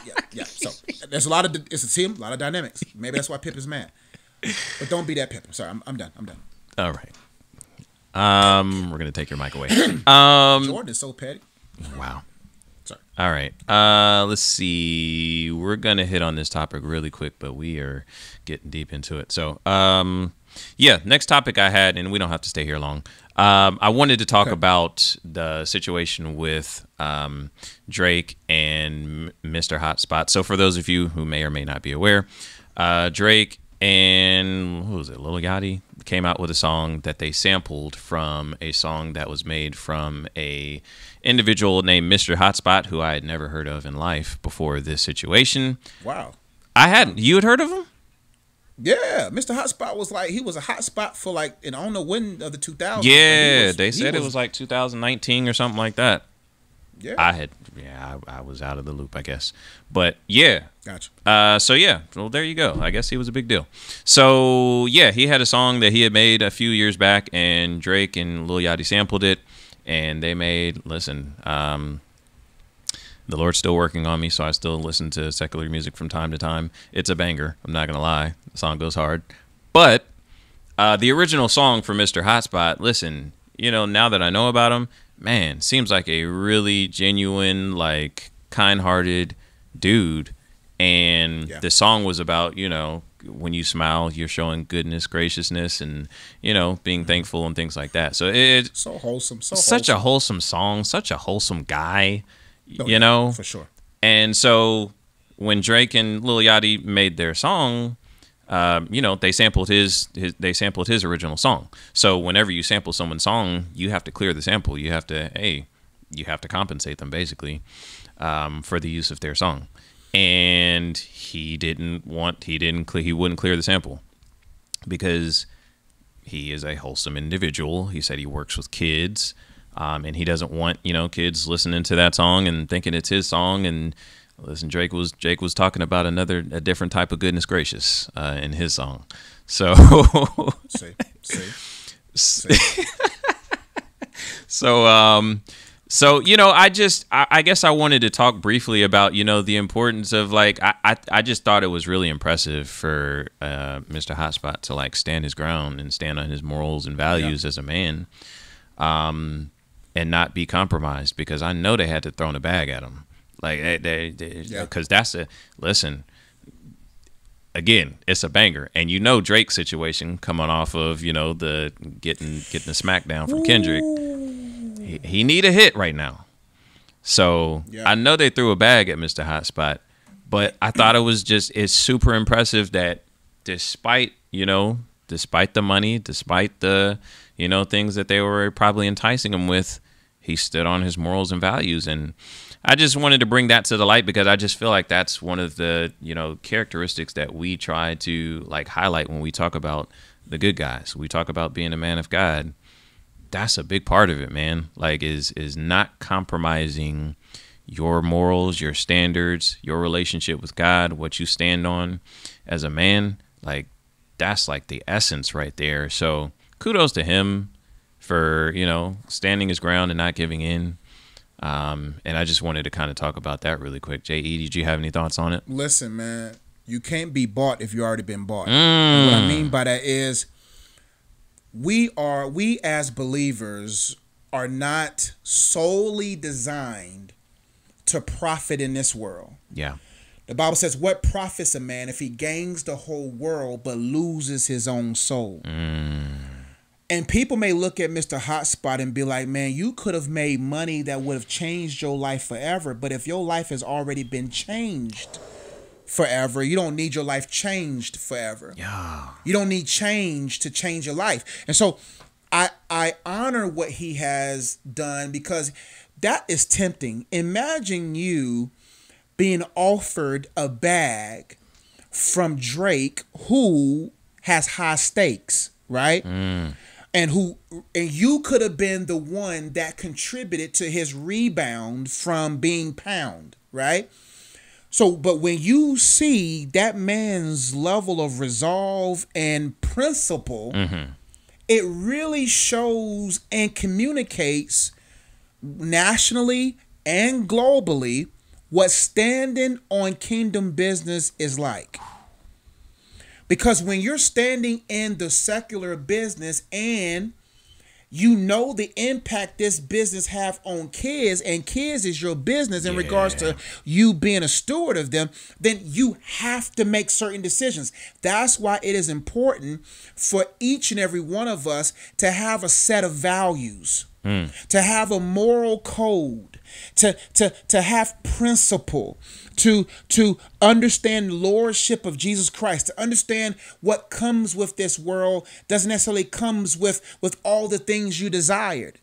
And for him to stand on kingdom business, and for him to stand on his morals and values will actually reverberate longer than goodness gracious.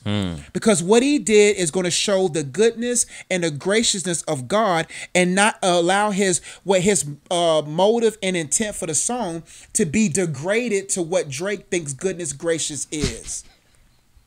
So when you understand principles and you understand that, you will stand on kingdom business, because the kingdom is over this world. And what Mr. Hotspot has done will be hotter than anything Drake ever done in his life, because it has eternal value. And I'm done with that. Yeah, I think, when we talk about being a man and we talk about being a man of God, especially, I think one of the most important things that you have to have is a moral code. And that's right. You got to stand on that. And like, I'm talking about, like, if you have to sit down and write it out, that's right. This is my moral compass. This is my moral code. These are the things that I stand on. When we get to the reverse episode of this episode, what kind of things are characteristics that we as men of God need to be exhibiting to have a woman of God want to trust us as their leader. That's going to be one of the points yo, you got to have a moral code. You got to have a moral standard that you don't compromise on. And there's nothing that's going to make a woman of God drawn to you more than having that moral compass that you don't compromise, no matter what temptation comes your way, whether that be monetary, whether that be physical, whatever the case may be. I have a set of morals. This is what I believe in. This is what I stand on as a man, and I don't compromise and I don't waver from that, no matter what. You have to have that as a man. And if you don't, you're going to be, first of all, you are weak. And number two, you're going to be viewed as weak. So shout out to Mr. Hotspot for standing on his square as a man, standing on his morals. Like J.E. said, he works with kids. So, wanting to set a positive example for the kids. And I think that those kids that he works with are forever going to look at him as like, wow, you know what I mean? Like, money isn't everything. Like, I don't have to sell my morals, sell my values, and compromise if somebody throws a bag at me. There are certain things in life that are more important than money. Go ahead, Jamie. And it wasn't like he didn't want to do business with them. He just said create a clean version. That's true. That's true. And for them not to do that shows the side of darkness and light that these individuals choose to be on. And so standing in the light may not always feel right, but it's right. Absolutely. Absolutely. All right. That's all that we have on that. We're going to go ahead and move into the final segment of the episode here. And we have a good guys top 5 list. This week, we are prepared. And we're going to be talking about... Oh, man, that's funny. We're going to be talking about top 5 food combinations. All right. These are the things that, when you put these two items together, we talked about Jordan and Pippen earlier. When you put these two items together, it's a championship combination. Championship combination. All right. So we're going to go ahead and get started. J.E., you want to kick it off with number 5? Man, now I'm going to give you guys a warning. I think that you got some my on. list. Oh, no, go ahead. I'm sorry. Go ahead. This list might change. Oh, my gosh. This by far is probably the hardest food list any man, any woman can develop, because there are some food combinations that are interchangeably number 1. That's not... Depending on when you need it. But number 5 for me... Did you have honorable cereal. mentions? Yeah, I had honorable mentions. Okay. Honorable mentions is chili and cornbread. Honorable mention. That's a good honorable mention. Honorable mention is another honorable mention is biscuits and gravy. It's another honorable mention. Ooh, I didn't think about that one. Honorable mentions. Honorable mention. I think that's all my honorable mentions, because chicken and waffles, honorable mention. I disagree. Go ahead. Honorable mention. Now, chicken and waffles, based upon this dialogue we're about to have, might creep up top. Because I might change your mind. Most chicken and waffles are not combinated the right way. I understand what you're saying. Now, because most waffles with the chicken and waffles are not up to par. Okay. When the waffle is good, the chicken's not up to par. Now, if I was to create my own chicken and waffle from these establishments, if I was to get... Okay, stop right there. Stop right there. We're going to talk about it. Go ahead with your top 5. My number 5... We're going to talk about that. Yeah, go ahead. Number 5, cereal and milk. Number 5. Okay. Cereal and milk, number 5. Probably, it can be higher, but I'm grown now. But we're talking about best combination of all time. What? None of us could have survived childhood without that combination. You make a good case for top 5 there. Cereal, we talking about... I'm not talking top 5 right now. Oh, you still honorable mentions? I'm talking about No. This top 5, but I'm talking about this was top 5 because of childhood. Yeah. College. Yeah. I'm including historical context. Historical context. Cereal and milk will forever be top 5. Yeah. And we'll have another combination about the best cereal and milk combinations of all time. That's another topic for another day. But cereal and milk, number 5 for me. Okay. I can respect that. I didn't have it in my top 5, but you do make a good case. I'm going to give it an honorable mention for me.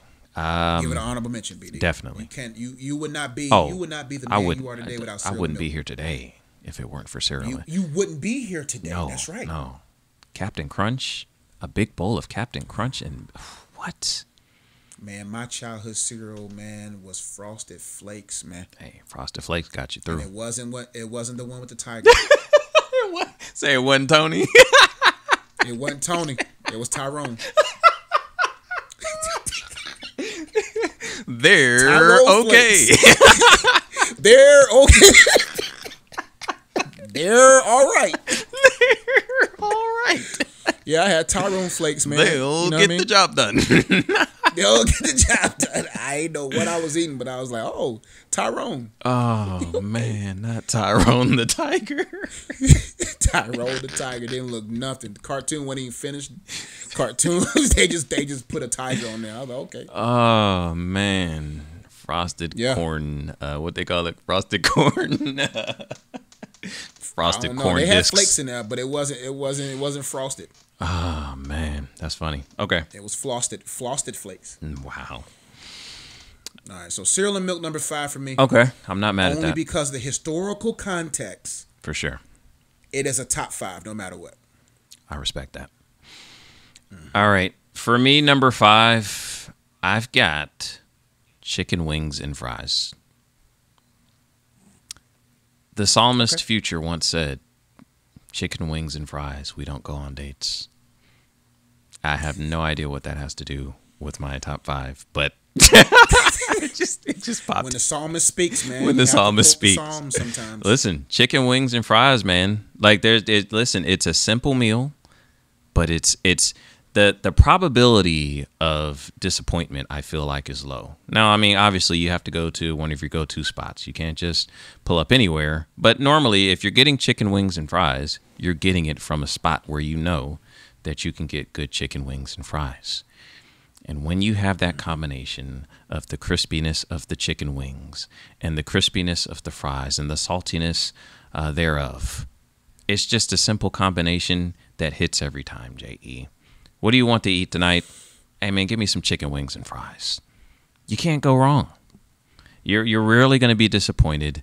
And for that reason, J.E., I have chicken wings and fries as the number 5. Chicken wings are overrated, bro. The chicken wing spots, because they failed me more than they have blessed me. What chicken wing spots are you going to? I've tried all of them, bro. And they're either...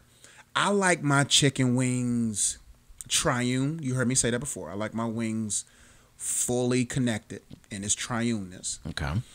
But also these wings, man, bro, it's not that wing spots are probably the most inconsistent establishments.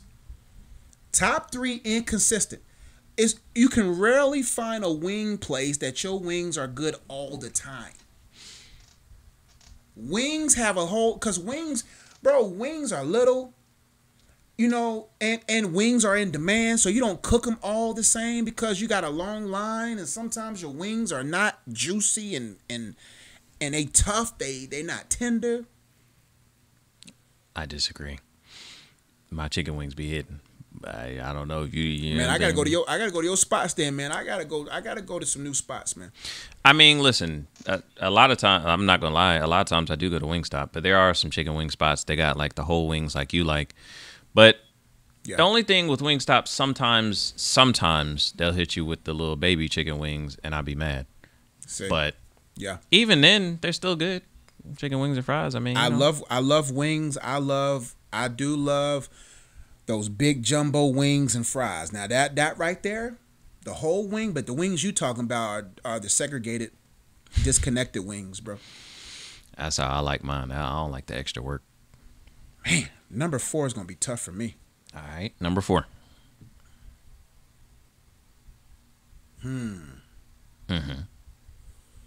BD, I don't know which one is number 4 for me, but I'm gonna go ahead and go with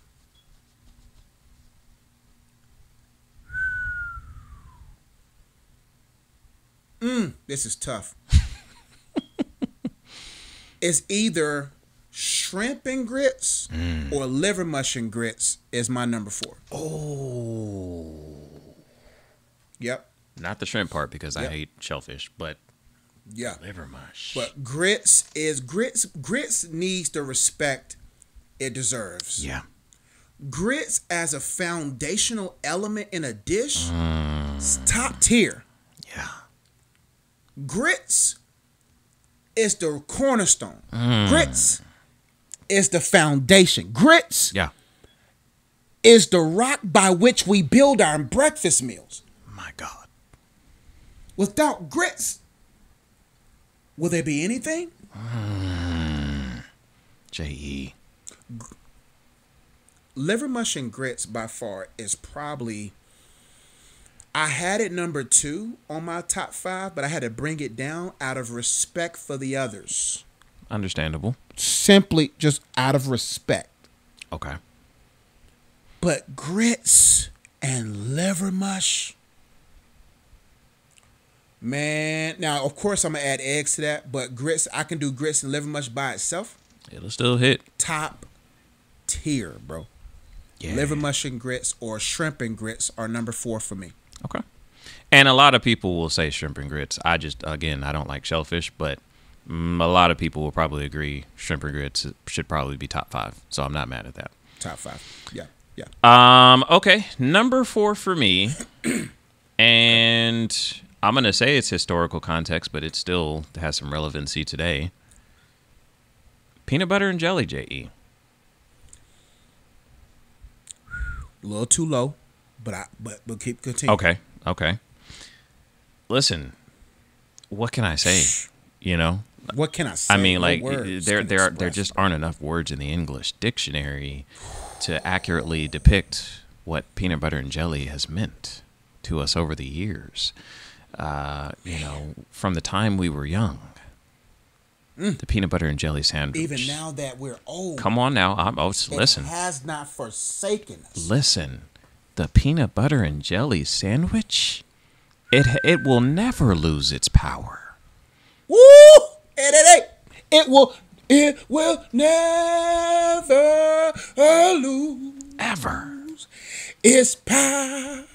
Woo! That took me back to the Baptist church, BD. The peanut butter and jelly sandwich has been there for us.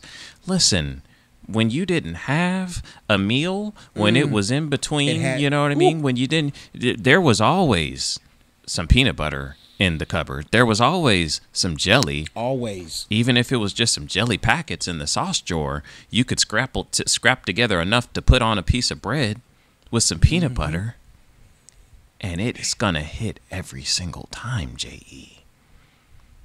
When I was in college, J.E., that's when I was introduced to Uncrustables. Listen, Genius. one of the greatest creations of the 21st century, J.E. They took away the part of the sandwich that nobody really likes. They took the crust off. BD. J.E. Yeah. See, I need the crustables Oh. because when you're poor, you needed the crust. The crust is where the nutrients was, you know. You see, so the Uncrustables, I think it's Uncrustables. They're good. Yeah. But see, when you're privileged like BD was, Yeah. you can afford to dismiss the crust. Absolutely. And if you don't, see, the thing about BD missed out because his mom probably made the sandwiches. Absolutely. But when moms make the sandwich, they make it with love. They make it with whatever. But when you making it from a place of poverty, you spread to the edges. Okay. You smash so the jelly can overflow, adding to the crust experience. Okay. But when you have a mother that just wants to equally lay the peanut butter, equally lay the jelly, there's no peanut butter at the edges. There's no jelly at the edges. Right. Okay. That's why they need the crustables. I need the ones with the crust. Okay. Well, listen. Any iteration of the peanut butter and jelly sandwich is gonna slap. Okay. And to this day, JE, if I'm hungry and it's late at night and I don't feel like fixing anything or messing up any dishes, anything like that, Jay. A good PB and J, JE. And yes, when I was a child, my mother prepared my sandwiches as a child. But when I became a man, JE, don't get it twisted. I mastered the art of making a good PB and J. I am meticulous. You used to take the crust off? What's that?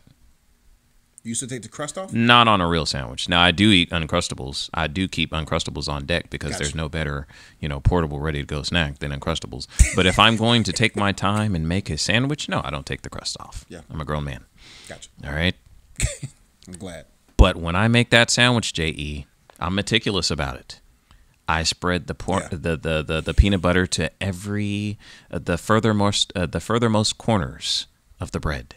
BD, is there any other sandwich that demands this level of focus? No. No other sandwich. Any other sandwich, you're just throwing the meat on there. You throw the lettuce or whatever you want to put on there. Yep. But the PB and J is made with a care and level of I can't think of the word that I'm looking for. But listen, you got to spread that peanut butter. You got to hit. I'm talking about every nook and cranny, every corner. Every nook. To the edges. I want it evenly distributed. I want every single bite to have the appropriate amount of peanut butter and jelly. And if I'm really engaging in big back activities, JE, double it. No. I'm getting a skillet, putting a little butter in there. BD, they not ready for this hack. You just can't give it to them like that. You got to precept upon precept. Like you got to here a little, there a little. Here a little, there a little. Because, bro, I don't think right now minds are being blown like nuclear wise. So you just can't bro, you gotta, here's a warning. I'm about to introduce to you something that will change your, BD, go ahead, BD. I'm sorry. That changed my life. You get a skillet. Put a little bit of butter in there. A little. Don't do a lot. Not a whole lot. You put together your sandwich. We talked about the details that are required. Peanut butter on every nook and cranny. Peanut butter to every corner. Jelly, same way, evenly distributed. You put the sandwich together, and just when that butter starts to sizzle, you put that sandwich in the skillet. Hit it on that one side. How long? Maybe about a minute. Doesn't take long. Just enough for it to get golden brown. Flip it over.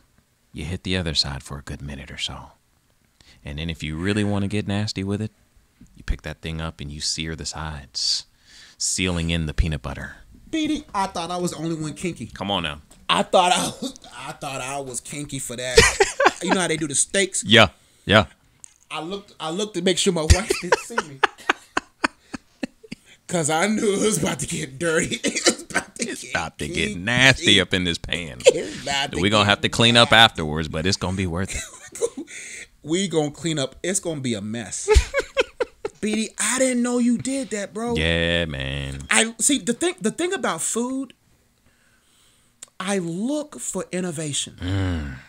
You have to. I did it the first couple of times. I ain't even do the edges. Yeah. But while I was sitting there for that 45 seconds to a minute, I said, what would it be like if I sealed it by searing it on the edges? Hey. My God. I don't mind because what I don't want to do, because what I've mastered the grilled peanut butter and jelly, I still like my jelly somewhat cold. In the middle. Yeah. But it's nothing like biting the edge of your PB&J and the butter is warm. The peanut butter is warm, but when you get to the middle, it's still like a little cold pocket of jelly. Man. See, this is why it's top 5 still, and you may have it higher, and I'm not mad at that. It still slaps. BD, you've never done this though. What's that? You never did the Big Mac PB&J. Whoa. Oh. You never did the it. Third piece of bread? In the middle. You forget. You don't forget the middle. Okay, you're going to have to break that one down for me. I've never done that one. Shout out to, I forgot his name on Instagram. Starts with an E. Cruz. He says the bottom bunk. I don't want to rob his terminology. That dude's hilarious. He's hilarious. The bottom bunk is just your bread. Okay. So you basically make a peanut butter and jelly sandwich. Okay.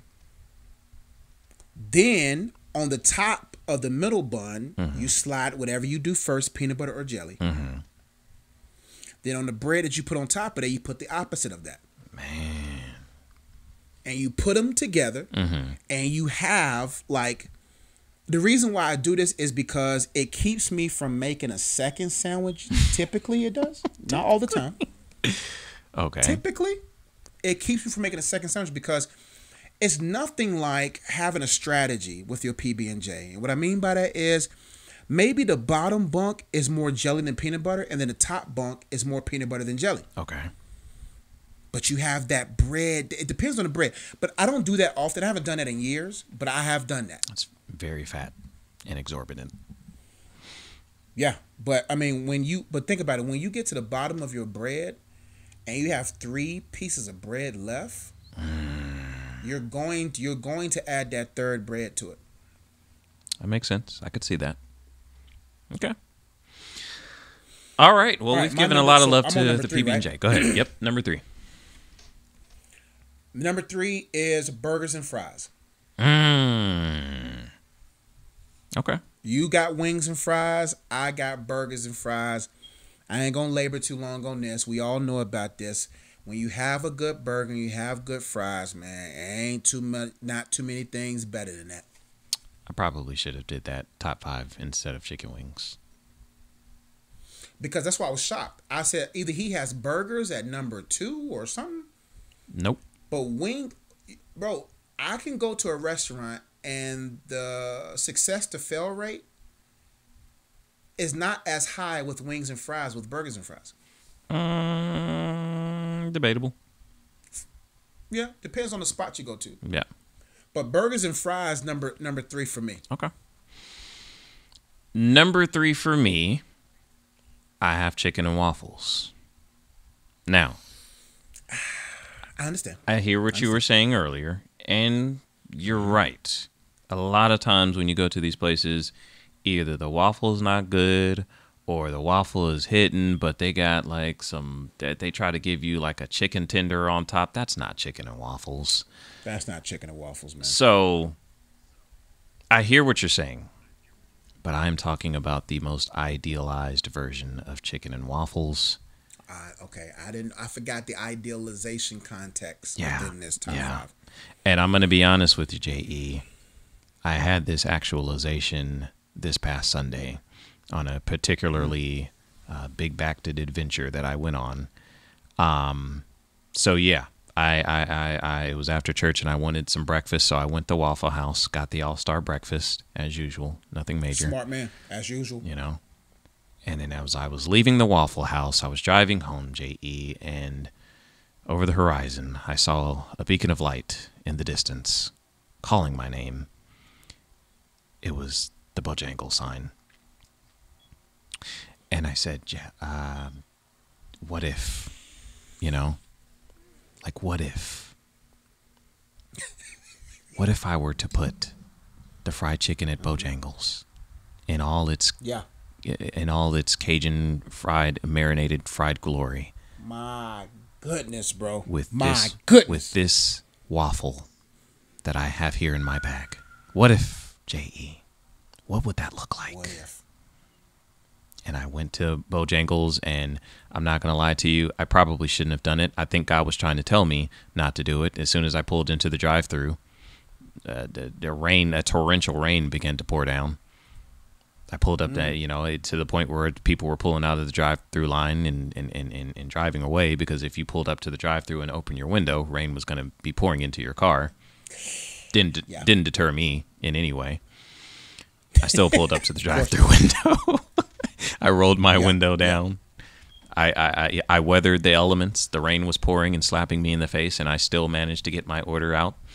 Ordered 2 thighs and a leg. I don't know why I ordered 3 pieces of chicken. I didn't need all 3, but it seemed weird to only order 1 piece of chicken, so I ordered 3. You can't, bro. You can't. What man orders 1 piece of chicken? It just didn't seem right. So it's not right. Yeah, I got that. I pulled around to the window, and then that was probably sign number 2. The guy was trying to tell me you probably shouldn't do this. They said, hey, we don't have any thighs. It's going to be 7 minutes until they're ready. 7 number to completion. Listen. Number of completion. I don't know what signs you talking about, God. I know the signs of my God. Okay, I feel better because that's exactly where my fat mind went. I should have said, you know what, God, this is a sign. They don't have no thighs ready. No. My big-backed mind in that moment said, 7 is the number of completion. I gotta see this through. I got to see it through. I said, ma'am, don't even worry about it. There's a space ahead of me. I'm going to pull forward. And when you have that chicken ready, you bring it right out to my window. That's right. Forward. Moving forward. So, yeah, man. Listen, when I put that Waffle House waffle with that Bojangles fried chicken, I drizzled a little bit of syrup over it. J.E. I can't think of a better. I don't know if I could think of a better combination. I've done that, but I haven't done it in a while. Only because the Bojangles close to the Waffle House that I go to is not consistent. Okay. But if I wait upon the cook. Yeah. But see, I don't like when I go to Waffle House, I don't do the syrup packets. Okay. So when I order my waffles to go, sir, let me get that syrup thing right there. I love to baptize my waffles. Them cups don't do it justice for the waffle. Yeah. I need the syrup to be upon and have overtaken my waffle. What I'm going to do is this. Sometime this weekend, I'm going to go get the chicken first. That's a smart move. Get the chicken first so that when I come into the Waffle House with my Bojangles bag, they already know what time it is. And what I'm gonna do, no shame in my game, I'm not gonna wait till I get to the car. I need to do this on the counter. Okay. I'm gonna open up that waffle, doubled. Double waffle. I'm gonna syrup it up first. Then I'm gonna place them 2 thighs on top. I ain't gonna do no leg because what we doing? Yeah. What we doing? Yeah. Then I'm gonna drizzle a little syrup on top of that and let it sit. I'm gonna cover it and let it sit. When I get in my car, I let my stuff sit, let it steam, because I don't want my waffles to be mushy, but I want them to get to know each other for a little bit. Just a little bit. Just a little bit. Y'all don't gotta be friends or nothing, but just talk to each other. Okay. But yeah, man, chicken and waffles, if you say it that way, but in most contexts of the chicken and waffle, it's not done right. That's why. If you create the context. Right. Yeah. Most of the best chicken waffles I've had is where I put together the combination of a waffle that I know is really good and some chicken that I know is really good. Bro, I Bojangles, listen to me. Hear me. Okay. What are y'all doing? What are y'all doing, man? Expound. Why are you going to have arguably the best chicken on earth and not have a Waffle House waffle maker in the back? I promise you, if you create chicken and waffles, the game is over. That would be. Stop doing that peach cobbler biscuit. No, man. Yeah. Talk to Roscoe's. Ooh. Talk to them. I've never had them, but the pictures, it matches exactly what you could be on the East Coast. That's true. Get you 3 Waffle House maker type waffles. you will be man. You will be out of here. You will be the premier. Like y'all's chicken over that kind of waffle. My goodness, bro. Man. My goodness, man. You will be the greatest of all time. Woof. Because that spicy, crunchy juiciness of your chicken mixed with the thin but fluffy waffle. What y'all doing, man? What y'all doing? Talk to me. We got you. And call the good guys. I don't know. I'm gonna give y'all a name. I ain't gonna give it to you now because I can't think of it. But it's either way. So where we at? My number 2? Number 2. PB&J number 2. Okay. Not bad. PB&J number 2. We already talked about it. We've spent plenty of time on PB&J number 2 because of its versatility and its availability. Yeah.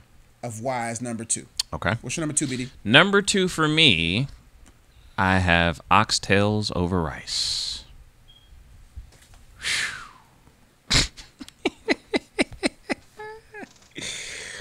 Oh man, listen. I don't even know why that's number 2. Number 1 for me is not what you assume right now, but I'm gonna get to it when it's my time for number 1. Okay. Please elaborate. Please let the people know why oxtail over rice is where it is. Listen, for those of you who are not familiar with oxtails, listen, you're missing out. I didn't get introduced to oxtails until, when was it? It couldn't have been more than like 3 or 4 years ago. So there's a large portion of my life that I did not know that I had heard of it, but I was like, that sounds disgusting. Why do I want an oxtail? And is it actually an oxtail? It is. It is an oxtail. It is. But my goodness, it is one of the most delectable things you will ever eat in your life. It's kind of like if you like beef tips and rice, it's kind of like that, but better. I don't know how to describe it.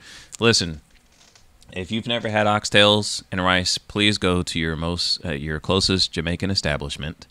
Okay, make sure it's not, if it's like one of the chain restaurants, don't go there.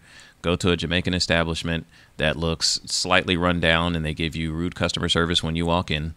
And they're rude. There we go. If they're not rude, then you don't want it. It's not going to be good. It's not going to be good. Yeah. And get a plate of oxtails. I'm telling you, when you get that plate, you're going to be able to do biceps curls with it because it's going to be so heavy. Yeah. And then when you get that plate and you partake of those succulent oxtails and you put that with a spoonful of rice with the gravy poured over it. Oh, oh my goodness. Oh, man. I don't have anything else to say about it, J.E. And I forgot one of my honorable mentions. One of my honorable mentions was rice and beans was one of my honorable mentions as well. Forgot about that. Okay. BD reminded me of that. That's an honorable mention. But my number 1, beef tips over rice. I knew it. Anything with some beef over rice that includes oxtail, because oxtail is beef. I can see that. I'll allow it. Oxtail over rice, beef tips over rice. That right there, man. I remember many years ago, I was invited to Brandon's house. And anyone who knows his mother, she is probably one of the greatest cooks of all time. I'm talking about all time. Goated. I go to Brandon's house and it's time to eat. I'm sitting at the table, being personable, being me. And as I was in mid-conversation, I scooped up some beef tips over rice. I didn't think nothing of it. I just assumed these are just regular beef tips over rice. Yeah. In mid-sentence, when the beef tips over rice were in a dance with my saliva and taste buds, I leaned back, put my head on the back on the edge of that chair, and I said, "Goodness gracious." Drake's "Goodness Gracious" was written wrong. It should have been about the beef tips. It should have been about the beef tips over rice. That's the goodness gracious we're talking about, okay? Okay. Just make that clear. I don't want you guys to get it twisted. All right? Oh, man. I looked at Miss Dixon and I said, flesh and blood did not reveal this to you. I don't know what's in these beef tips over rice. Yeah. I am just stunned. I looked back at my plate and I was like, they look regular. Yeah. Ever since that day, beef tips over rice has been goated and has been interchangeably made number 1 and number 2 in my all-time 2 food combination list. Yeah. Yeah. Yeah. I listen, I can't disagree. I can't disagree. I don't know how this man lives with that woman. Well, I would have been requesting beef tips over rice 3 out of the 7 days of the week, maybe 4. Ms. Dixon, if you listen to me right now, my address is I'll text you because I need that expeditiously. You know what? I can make that happen. When you come back to Charlotte, hold on. Tell Ms. Dixon, no matter the price. no matter the price. I don't care what the price is. If you need a dub 5, if you need 30, it don't matter what the price is. Bruh. Send it down with BD. If you When he come told to my Charlotte. mom that you wanted a plate of beef tips and rice, she wouldn't charge you a thing. And she would got there and she would put her foot so deep into those beef tips and rice, bruh. She'll probably make you a whole pot. Well, tell her.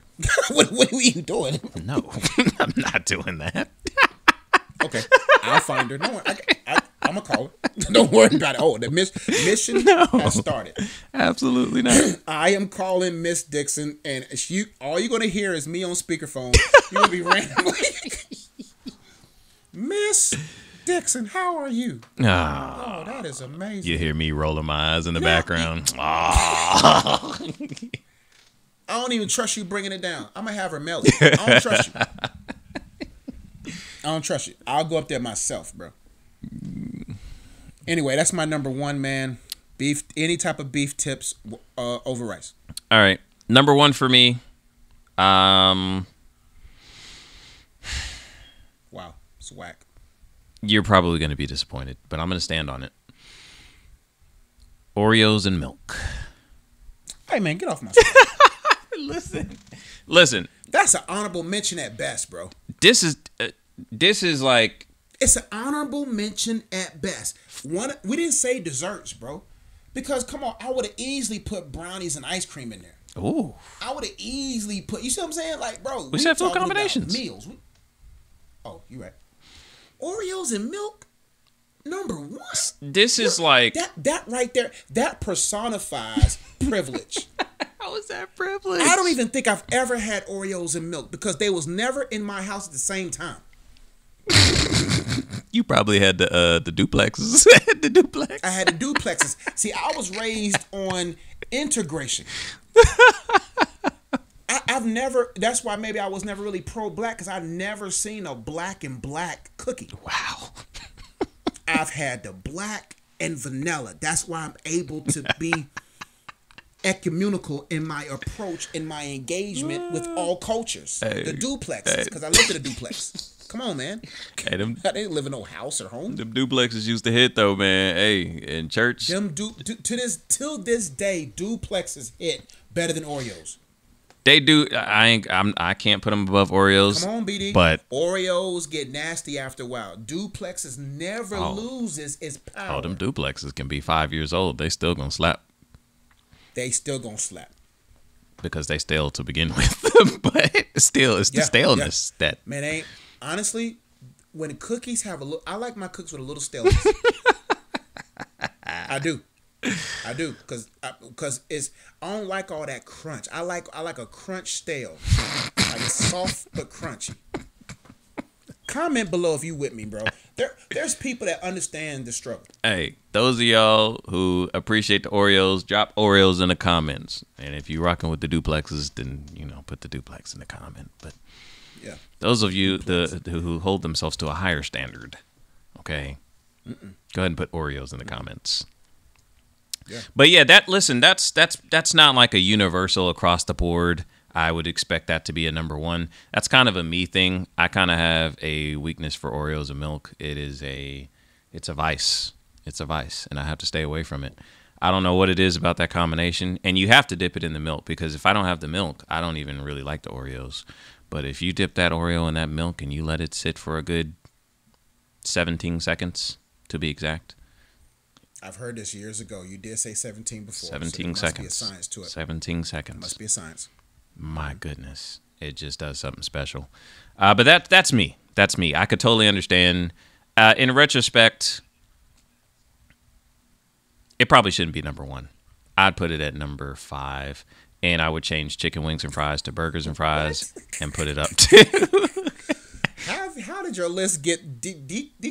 Hey, look, this is what you normally do. All right, you normally break the rules and switch up the list, and so listen. I'm allowed this mulligan, right? Yeah. All right. Let's get out. Yeah, we are 2 hours and 11 minutes in the episode. If you are still watching, I can feel my wife's tension right now. Ooh, I don't want to get you in trouble.